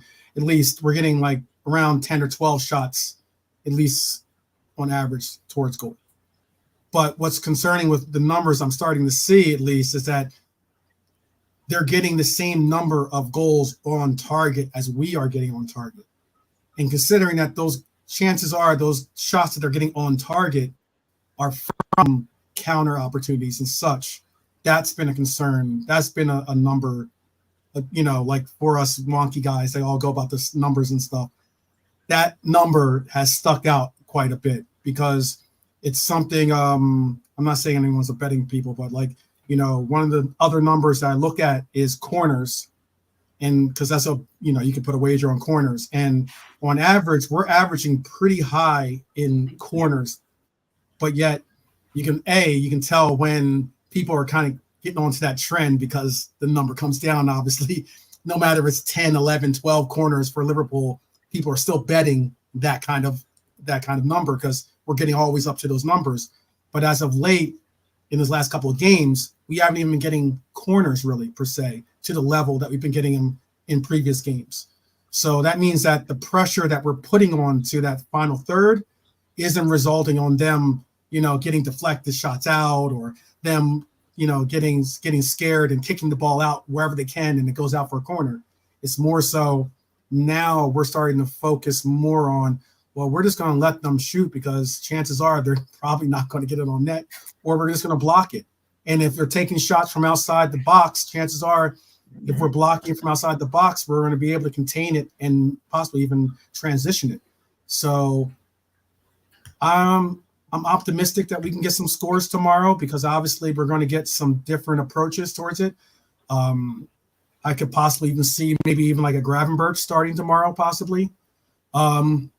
Instead of a Dom possibly or something like that, put Mako on the right and then put Dom on the left, or excuse me, Grav on the left, excuse me. Just to try to get some more progressive runs forward. Because if anything, I think Grava has the ability. It's just a matter of getting the confidence in his game that we could actually see what we're going to get out of Gravenberch. He hasn't necessarily gotten into it, but I have one concern, and I'm gonna jump out because I didn't drink any Guinness today, and I'm gonna have to get some. Yeah, Guinness. we're gonna wrap it up. So tell me. Yeah. David Moyes might be on his way out. Yeah. Klopp is on his way out. Yeah. I don't trust our team to fight for Klopp the way Moyes' team might fight for him on the way out. Because I don't think the team is giving up on Moyes. Really? I don't think the man giving up on Moyes, bro. You know what's real quick, then interjection. What's crazy about the West Ham thing is the fact that they flew a plane for a coach that they really didn't have any intention on ever really bringing in, probably. Cameron was never signing for West Ham. And yet they sent a jet out for him. And you still got a coach for a team that's competing. I mean, albeit they're not in Europe right now, but they're 5 points off of Europe. They're 5. Yeah, bro, but they're not gonna. What I'm trying to say is they're in a position where they don't to throw the season because Moyes is gone. Remember, players have reputation to play for. Like, I'm not. Once again, it was a banter with Bo and Brace, bro. You're up against Liverpool, so even if they're not even fighting for Moyes, bro, this is where you fight. Name me a team that plays Liverpool and go free hit. That team doesn't exist. I think name me the team Liverpool go up against and go squashing them. Bro, I think most teams pick up their levels when they play against us, Sabiri. To be honest with you, I think most teams, for some reason, even despite the fact that we should be big, bad, and scary, I think that teams, for some reason, maybe it's because of maybe it's the nice nature or the what's that? I forget the name of the award that we win almost every year, but sportsmanship fair award play that we win every year, fair play award. Whatever. Yeah, it's the same thing your boy hang his hat on. Fair play. Fair play award. When you're at the top, your back is turned to everyone. That's why Klopp said, I don't want to be at the top because everyone will gun for him. Sights are on you. Everyone's sights are on you. Yeah, but us fans, we put him at the top. So by us putting him at the top, guess what everyone knows to do? You're the target. If we beat you, we get close to the City. They don't even say, let's go for City and we'll pass Liverpool. They say, if we beat you, we get close to the City. So we're the target. Klopp should have just put himself above City, then they would have beat City to get to us. Mm-hmm. Klopp didn't think it through. If he'd have said, we're going to go above City, they would have stabbed City in the back to get to us. We said, we don't want to be at the top. They were like, well, you're the first man to stab before the first guy. And that's who we are. And that's what every team aimed to do. They measure themselves against us to see how well they match up against City. Yeah. But anyway, boys, great shot. Triggered me today still, Trigger, what are you saying, though? What was your score? If we score first, I think they will melt. I think we'll come out winning that 3-1. Because I think West Ham's all over the place, man. It's just what West Ham you get. Yeah. And usually if they go down, then I think we can just take that. And I think we'll win 3-1 if we score first. But I still think we'll win, but it'd be close. Score first is mad on the books as well, Yeah. Because we normally concede first, so that's mad on the books as well. We haven't done that a lot. Yeah.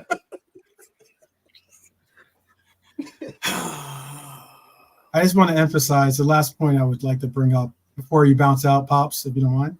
I just say one point. Don't give up on some of these players. I don't want to give up on some of these players too abruptly. Be more specific. Who we talking about? Because I feel like there's too many. There's too many to name at this point. There's too many to name at this point, man. Yes. I know. Honestly, I honestly believe that Nunez definitely has shown improvement. I just going back to my earlier point. I mean, I just look at these players. Look, if people had given the same concept of giving up on some of this youthful players, then you don't get to experience these players when they do figure it out. I'm not saying that all of them will, but you got to find out which players are willing to make that wager on. I understand that some people are going to kick back and say, Nunez isn't that guy for me. Where that's just not the one I want to put the house down on. But I mean, there's I just take it as, again, I know I said Ollie Watkins earlier, but and I also said Solanke, but if you want to talk about it, who's the number? We're not the number. I think they're number 3 and number 4 top scorer in the Prem right now. I think Ollie it's Watkins. Ollie Watkins at 19. Yes, I was just 18 saying, is is 3, Solanke. right? Because Watkins is third, Watkins, and because Solanke is Palmer's fourth. above them. And I get, I was getting a little Palmer's 2. pushback about, And then Cole Palmer, who's got 20, but I mean, he's tied with Holland, obviously, but that's because he also has a bag of penalty goals. But they're all goals. They all count. Still got to score them. Yeah. But like, it's crazy how many they got, though. Yeah. It takes us 3 years to get 10 penalties. Yeah. 3 seasons for us to get 10. There's no way we get 10 penalties. That's 3 seasons worth settings. VAR. Different settings. But that's why I was getting at, like, as in you just got to kind of sometimes be prepared to say, okay, I get that this, as long as this player is making progressive moves forward, let's continue the development and let's continue to try to get what we can see out of him. Who knows? I know that like Torres has been showing up. Maybe he becomes a coach, when he takes him under his wing and he shows him some of these little finesse things and such. They spoke about how like Sturridge and Rooney both spoke about, because Jamie asked them this question, and they were talking about Nunez specifically because Jamie is out with Nunez. He's just like done with them. Says we should move on. And Sturridge didn't agree. And Rooney and Sturridge were both talking about, well, what they asked him, what was he's like, I'm sitting by 2 world-class strikers, like what is it that you do or did? And he's like, well, you just have to start getting into like just to the frame of training and just get into like 10 minutes or whatever it is, or however many minutes a day you get individually in like game time settings of finishing those moves, finishing those deliveries. And he's like, and both of them are basically getting at the point, or Sturridge especially was saying that Nunez still has that potential to be that guy. So, I mean, like, I just look at it as like, you don't get a lot of these players cheap. I know people will look at the number, 85 million is a lot. I get it. But there's also those players in this market, 80, 70 to I'd say 90 million is the going rate for the majority of top tier strikers or even strikers with potential, and that's why I like Modric. That's why you have I know they're not strikers, but that's why these forwards like Modric or Anthony are going for like 90 million, 75 million. And yet they've produced far less. And then when you have a Solanke who we gave up on, he's now on some other settings right now. Watkins, who has been given up on time and time again. This guy is on 19 goals and he's got 12 assists. He's on 31 GA. You just don't give up on players sometimes if you can really see the potential. That's all. But all right. And big up, I would go for Bowen, definitely John Thomas. I would go. Bowen is a talent. I like, especially with this emergence as a striker possibly now, and that's he's a talent. He's certainly a talent. Well, 12. Sometimes the flip side of where you're saying is they're just levels. Mm-hmm. And as much as Solanke's doing well for Bournemouth, it doesn't necessarily mean that translates to him being that for us. Because I agree. You've seen players. Benteke is a good example of that. Benteke was at the top of the league at Aston Villa, arguably. Similar to Watkins, one of the best strikers in the Prem. You bring him to Liverpool, the pressure and the weight, and it's like you go to Yankee Stadium, you go to the Forum in LA. Sometimes the lights are just too bright and it's just too big. Mm-hmm. It's not necessarily a mark on you as an individual, because you can leave and then go somewhere else and be successful. It's just that's just a step too much for you. Mm-hmm. Mm-hmm. Yeah, I agree. We'll see. I mean, I'm not necessarily saying that's where I am with Nunez, they brought in some professional help for Darwin, and also, and then they're also, and then again, if you do get a mentor here like a Torres or something like that, that can possibly they speak the same language and everything else, they can make a real bond. There's no other. I mean, that's a great mentor to have. He has one when he's back in Uruguay. He has Suarez as such, and he's been banging in goals for Uruguay. You know, Bielsa. maybe that can relate if we do get someone like a Torres involved in his progress and progression. Maybe you see something like that. But that's just we ain't got time to be building no confidence. Exactly. That's just me speaking. That's just listen, man. Yeah. Love that, man. I do stuff. To each is their own, though. To each is their own. Stefano, but I hear what you're saying. I'll try to. If he scores tomorrow, I'll join him. You know, I'm gonna be on one tomorrow then. If he scores tomorrow, I'm joining you, fam. If he doesn't, 12, pack this up. Calling me out. I got you. No. Just pick up the signs. We'll pretend that this conversation never happened. I got you. Just head out. We'll do a train on you. We'll do the train. Yeah. Exactly. All right, guys. Trigger 12 man. Curtis Zubiri. Big up. Thank you for riding with me for nearly 4 hours, man. Big up the chat. Don Stefano, LVS, NS, Scraps, everybody that's still with us. Thank you very much. Hopefully, we'll see you tomorrow at 7:20 my time. It's now 10:20 in the PM in the 246, which is Barbados. Yes, that's me. And hopefully, we'll win. However, we win 1-0, 2-0, 3-1, 3-2, whatever it is. Let's just get a win, man, and turn the pages. Colonel Superi said, swipe the screen, whatever it is. Turn on the headphones, get the audible. Whatever we need to do, please. Let's get a win tomorrow. Because the mood around Anfield sucks right now. And I feel for the match-going fans, to be honest. I honestly feel for the match-going fans. To sit through the Merseyside derby and listen to Everton sing, you lost the league at Goodison. I nearly vomited. I'm not going to lie. And I wasn't in the stands. Oh, gosh. That hurt me. That did hurt. That hurt. And now, guys, respect, blessings to one and all. Let's get these 3 points, everybody. Let's get this 3 points. Right, absolutely. Yeah. Absolutely. Take care. Up the Reds. Bless. Bless.